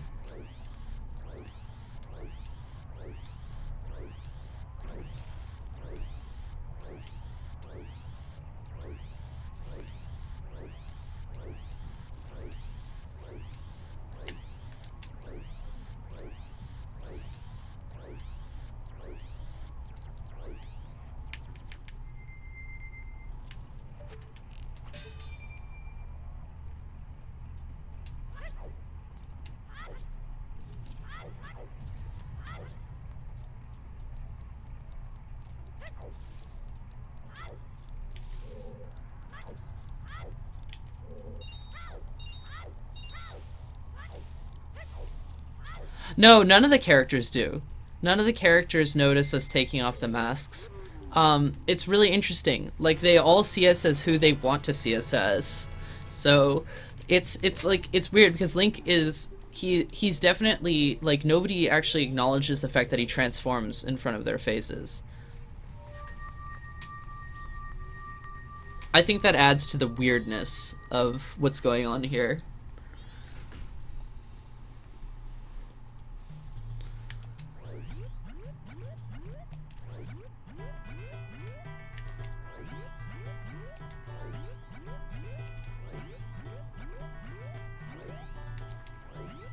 Well, the reason why Link might be dead is because in Ocarina of Time, which is the game before this, the protagonist is wandering around, essentially searching for a friend who exists within the forest, who is a fairy. And the fairy that we do get is like a half and half of the final form, of his previous companion, essentially. It's like it is very much a half existence. And Navi is split apart, and he's been wandering around in the Lost Woods for weeks, probably without food and water. Maybe he's been eating some psychedelic mushrooms, drinking some of that poisoned liquids, and now we're experiencing this surreal, twisted version of Hyrule.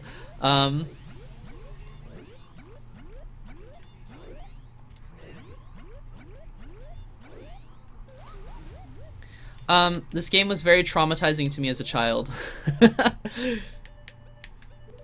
But now it's become one of my favorite games.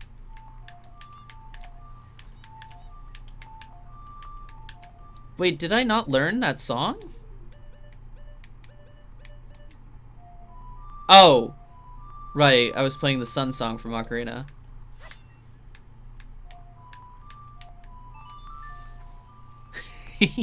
That was dumb. I played the wrong song. This is the song of teleportation. Oh, we only have one teleportation spot. Okay. I've not been diligent in keeping up with teleportation locations. There are these owls, essentially, that if you hit their statues, then you can use them as warp points. Which is actually a really interesting compromise. Because the game, as opposed to Ocarina, where there would be individual songs that would lead you to the locations in front of the temples so that you could go visit the temples at any time and explore the world, here we only have one song, and you have to hit these statues to teleport between the locations. Which is actually a more intuitive design, in my opinion. It, again, is a demonstration about how Majora's Mask has improved upon the previous game significantly. Was this game annoying for you? In what ways? I'm really curious, because I've never really had a problem with it, but I can see people kind of getting annoyed by it, yeah.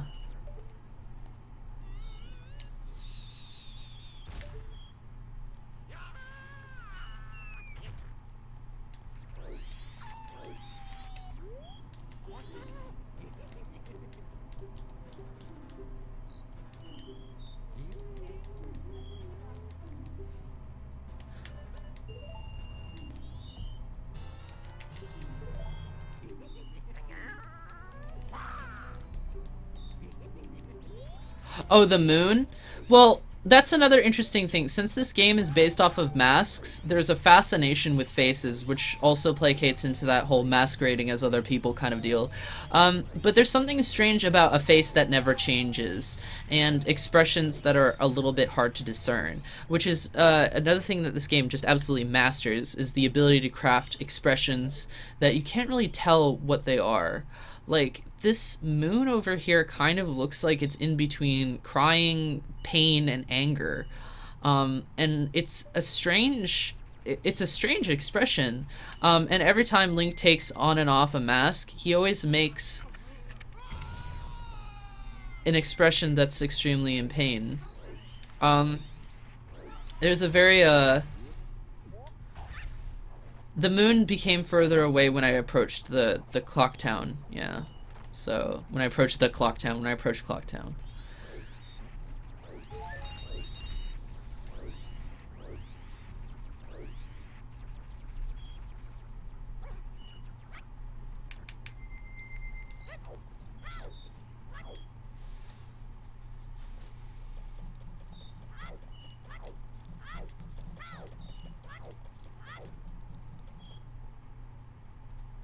Well, we're all wearing masks. There are some really interesting philosophical implications towards the end of this game. You get sort of confronted by these versions of Happy Mask Salesman as like he's like a child basically within the moon. You go inside the moon and there's a bunch of children running around that look like the Happy Mask Salesman that heals you. And they ask you these philosophical questions that sort of really resonate with me. They say like, oh, with your friends and stuff, do you put on a different mask than other people, than when you're around other people? Like, who do we masquerade as in our everyday lives? You know, it's like we all put on masks and falsehoods that maybe aren't our real selves, and that's kind of like one thing about the game that it really does explore the idea of persona and identity, and death in the face of identity. And so I think this is the deepest Zelda game by far. Like, this is like the Zelda game that they really cared about the writing of it, which is why I think it's the best one. Even though Ocarina of Time is my you know, hero's journey, childhood fantasy brought to life, this game is very much my my horrific nightmare existential identity crisis. And and for that I love it.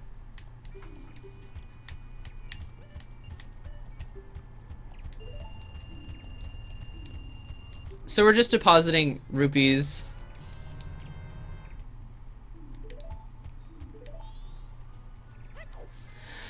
Yeah, no, it's something to do with a Japanese culture and Japanese philosophy about identity. I think that Japan just has a lot of anxiety about that. Maybe even more so today. I'm not huge like cultural expert on Japan, obviously, and I'm never gonna pretend to be. But I think that there is something to be said about. There is something to be said about. Oh, look at that naked dancing man.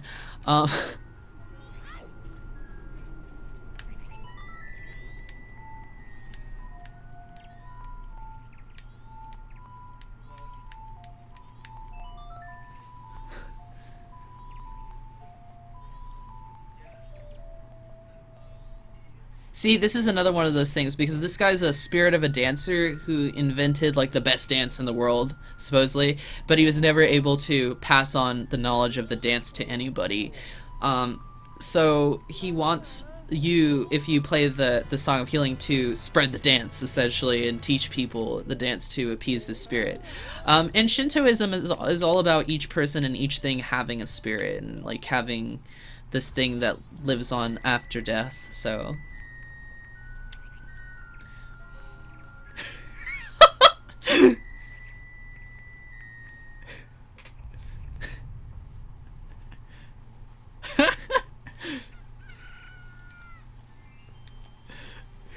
Now we get to have like this really gay dance over here, which is the best dance ever created.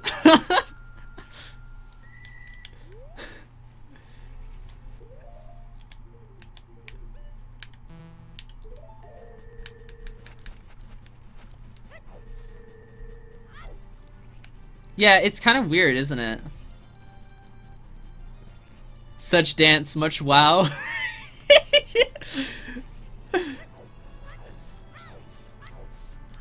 Exactly.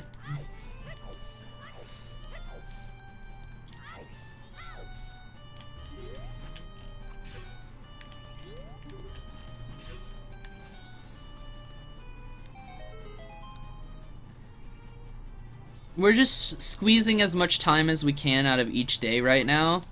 So I'm going to begin starting the second dungeon, or the path to the second dungeon. Something Skyward Sword kind of took from this game, Skyward Sword is the most recent Zelda game so far, is... Oh shit, I don't have bombs. Oh shit. Oh fuck. Okay, well...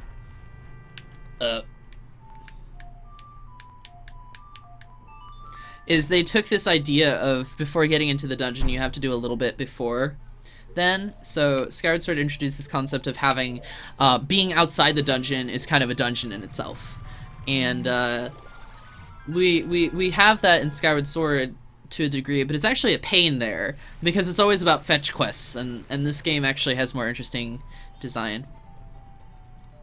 The music becomes more sinister as the days pass as well. So if you're not familiar, this song is a warped version of what we come to expect because the apocalypse is about to happen. The end of the world is approaching.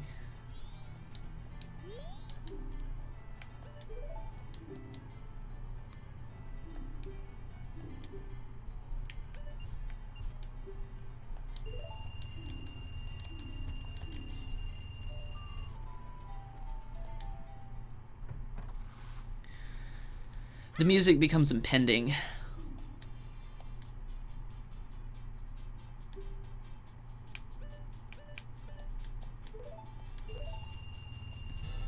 We're buying our bomb bag so we can blow shit up. It might also be worth buying some bomb shoes now that I think about it, because there's some interesting hover glitches that you can do with it. If we have enough money. I think it might be 40 rupees. Yeah, we're just basically off by a few rupees. And we'll do it later.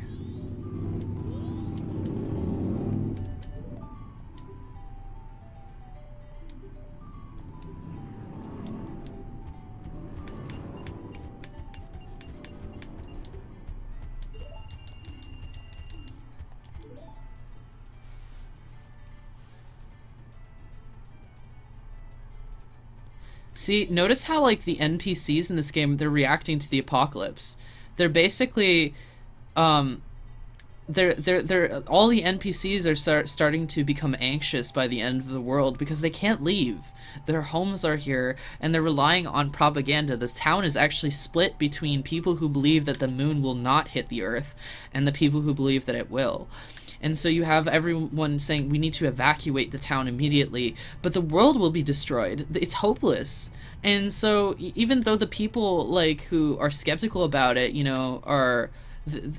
they're like, we should spend our... They're either like, we should spend our last days with our families, or it won't hit the Earth at all, and we're just all being paranoid about it. Which I think is such a realistic approach to the end of the world scenario as it comes tumbling down. If there was a meteor about to strike the Earth, you'd always have the skeptics as to, like, oh, no, it can't. And the people who are like, we have to take this seriously, but there's nothing that we can do. And so, I don't know. I love these aspects of this game. I love this game. 2000 and 2012, right? Yeah, everyone was freaking out in 2012. And same deal with, like, the whole, like, computers, the computer apocalypse of the 2000s, where the missiles will launch or whatever if it hits and stuff. But, you know, and we were skeptical about that, right? At least I was very skeptical about that. But what if the world is gonna end, you know, and your skepticism is incorrect, and the worst case scenario is coming down upon us? That's kind of like, I don't think that there's been a game since Majora's Mask to deal with themes of the apocalypse in the same way that this does.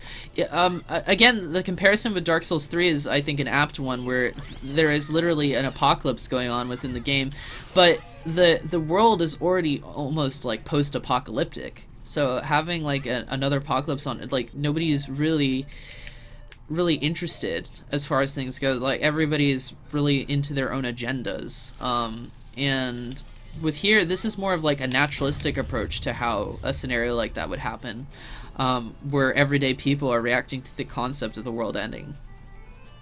And I don't think I've seen anything like that in a video game. Even then, I think that there is, like, the few movies that I can think of that try to tackle that are kind of shite. I don't know if you guys know Nicolas Cage movie called Knowing, but that movie was absolute garbage, and it kind of dealt with the idea of the end of the world as well.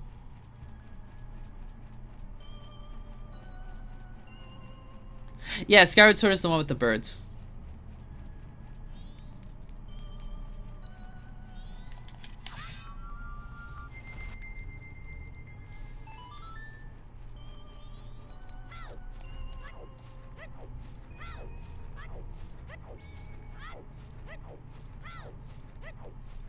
Is this the right path? Oh, I can't remember.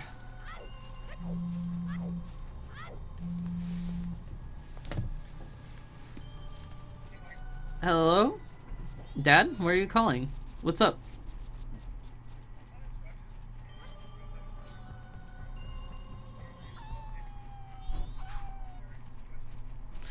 I can't right now. Can I call you back in like 20 minutes or something? Okay. Sounds good. Sure. No problem. That was my dad. We're talking about the save hollow kind of thing going on. There's been a lot of problems with that, actually, because on the day that we were going to buy the tickets, the family that promised to take care of him decided to back out literally at the last second. Not only does that piss me the fuck off, because I think it's one of the most horrible things you can do, is be like, hey, yeah, we'll take care of you, never mind. And I'm so fucking ticked about that. I don't know what we're gonna do in regards to getting him a place to stay, because we're still taking him to the United States. That's not going to happen. We've already had a GoFundMe campaign where people really care about this guy who's suicidal and on his way to, like, he's basically on the edge. And we have to get him to the United States. It's the only way that we can save his life, and we need a place for him to stay, but I'm not sure where right now.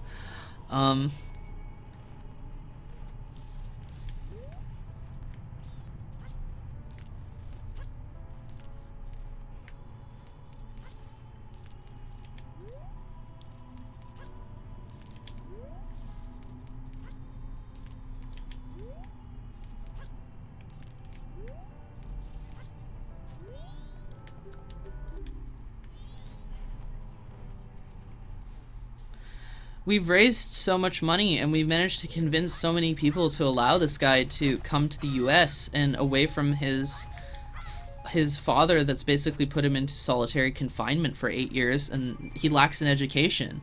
And the thing is that we have to get him here. It's the only way to save him. He's in a third world country in the Philippines, has been for the last 8 years, not being able to speak Filipino, or whatever the language is called there.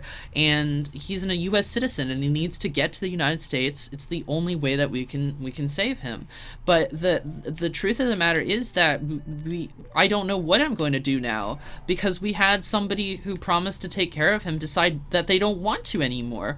And in fact, it's because of the husband of the family that promised that they were going to take care of. He decided, no, I don't want this, and he even told us that he'd rather him work hard labor in the Philippines than take care of him. And this was like the day before. It's evil. It's like what these people, like, we're trying to save someone here, and now we don't have anybody who's willing to take care of him. I would do so if I had my own place, but I'm in a dorm, and so I have no place for him to stay right now, and I'm gonna have to find it like today. And so me and my dad are working on it. He's helping me with this. We move around a lot. We can't afford to harbor anybody else right now personally. Otherwise, I swear to God, if I wasn't in a dorm, I would. And if my parents weren't like moving around so much, they would as well. So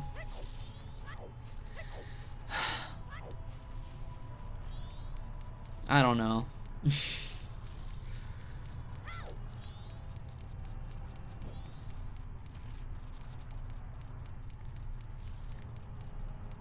It will work out. It has to. We, you know.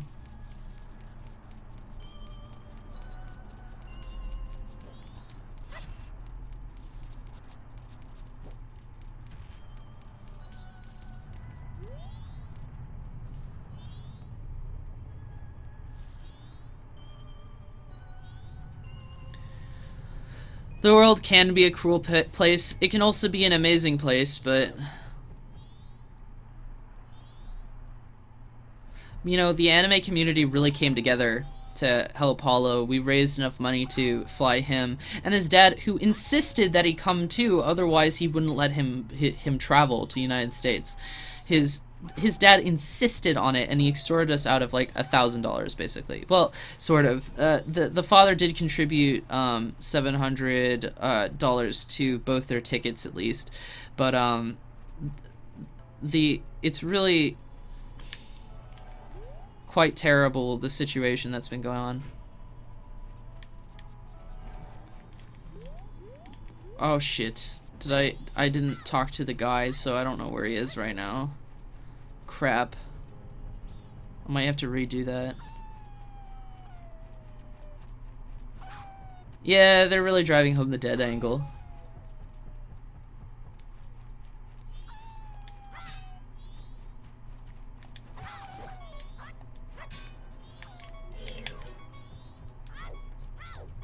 I might have to reset. Jesus, no.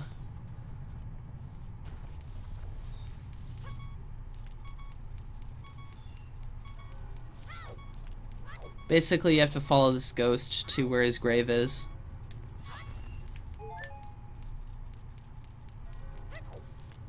We're on the final day, too.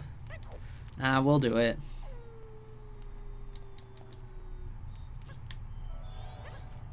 Yeah, we had to reset. Crap. And just because I went a little bit ahead without waiting. Oh well.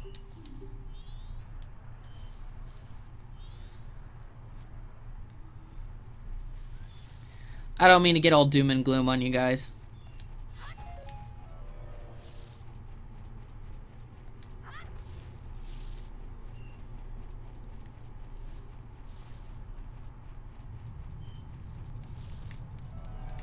Happiest place on earth.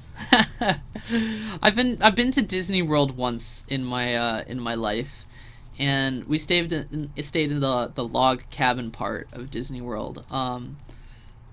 It was not the greatest place, and I was sick like shit during the entire fucking trip. Music was non-stop at Disney World. It would drill into the back of your mind until like you really like even forgot that you were listening to music constantly. It is an interesting experience, though. I think I don't regret having that experience, but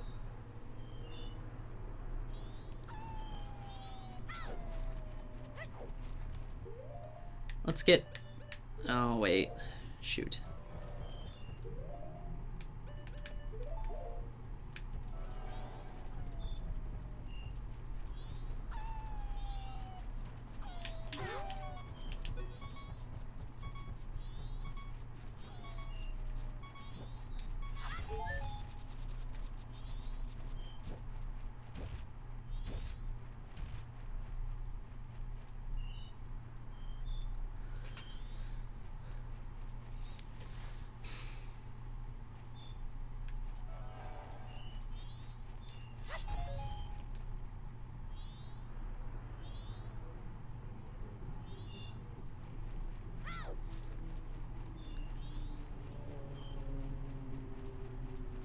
Okay, so he's flying up.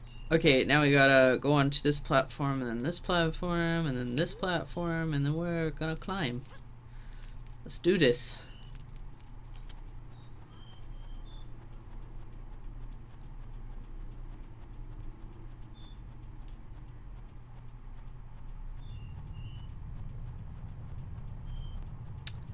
Gosh, that moon.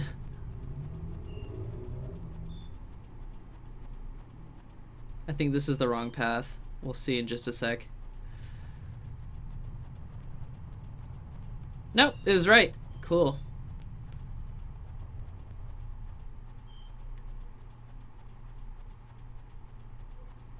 Awesome. Man, my memory of this game serves me well.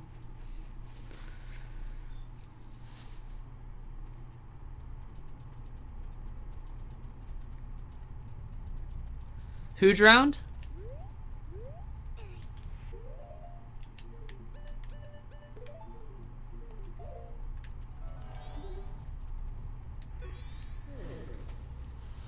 The soaring one said, the one who could see, he would be arriving soon. It seems that it turned out to be true. I am Darmani the Third. The blood of the proud Goron heroes runs through me.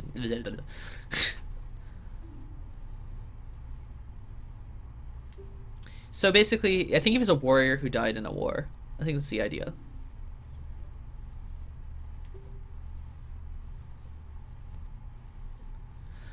Yeah, no, it wasn't a war. He went to Snowhead and then he was killed. He blew into the valley, so he fell. Okay.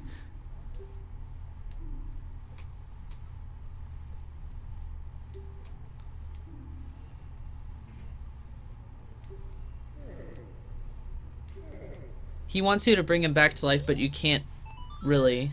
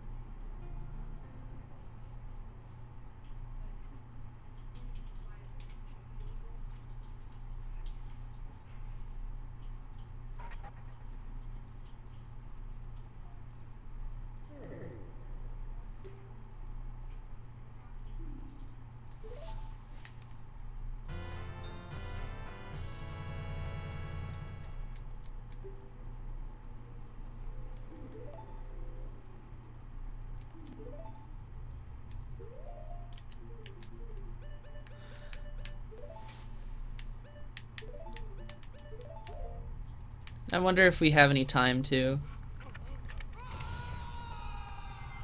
complete the side quest here to get the song that is required. We'll try. Might as well not waste any time.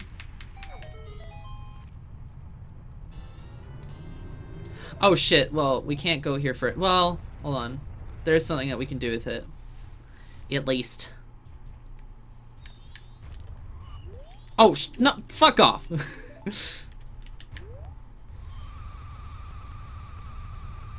Oh no! Then I just die. Okay, so if you use the magic, you can roll off here like this. Woo! There's a fantastic mobility to being a Goron in this game. It's a lot of fun.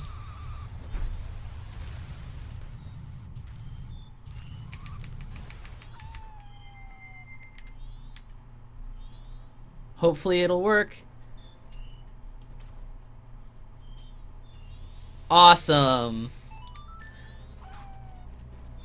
So that hole contains hot springs in it, so we don't have to climb all the way back up if we want some more hot water.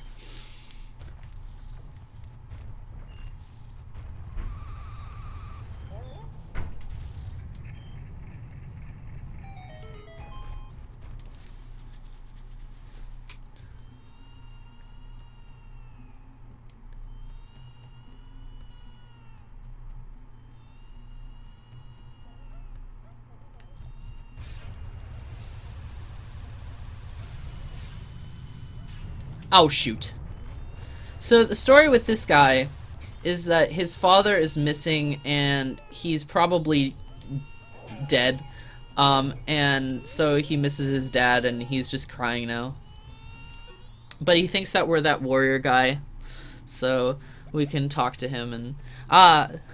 Darmy, where's my dad? Where's my daddy? So... we have to go find his dad now and let him know that his son is kind of distressed. But before we do that, we actually might want to do something here. If I remember... Oh, okay, no, never mind.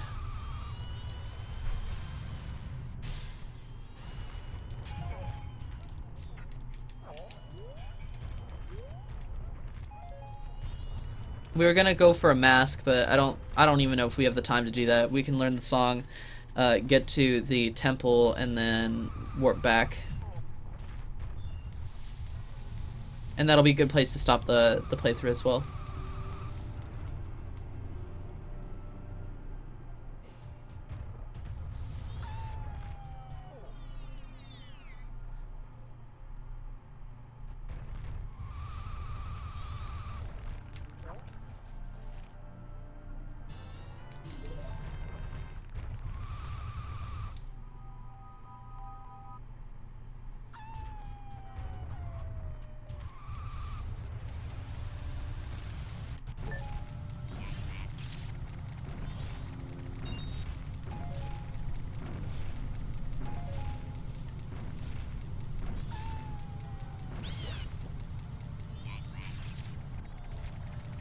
We're looking for the father.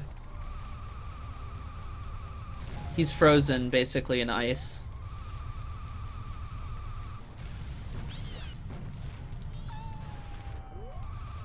Where the hell is he? He might be dead already. Oh no! Ah! Yeah, he's probably dead on the 3rd day. Crap.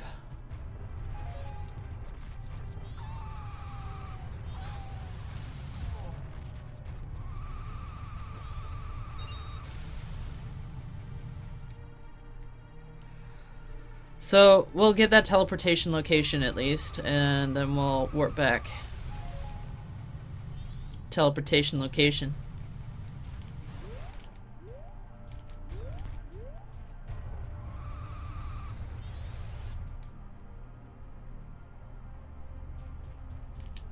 No, I don't think it's here.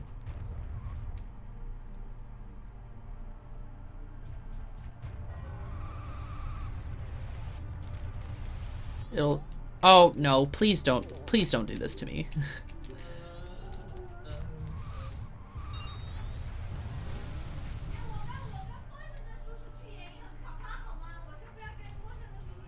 Here we go.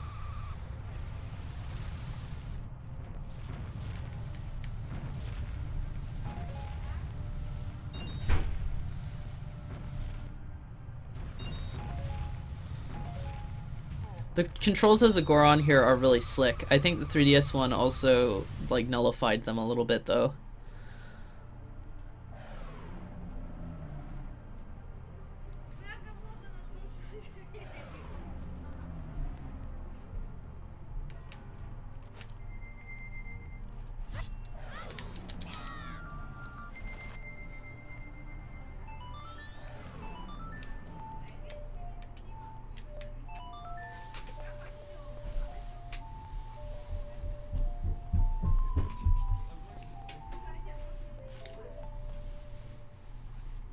We're warping back in time before the world can end.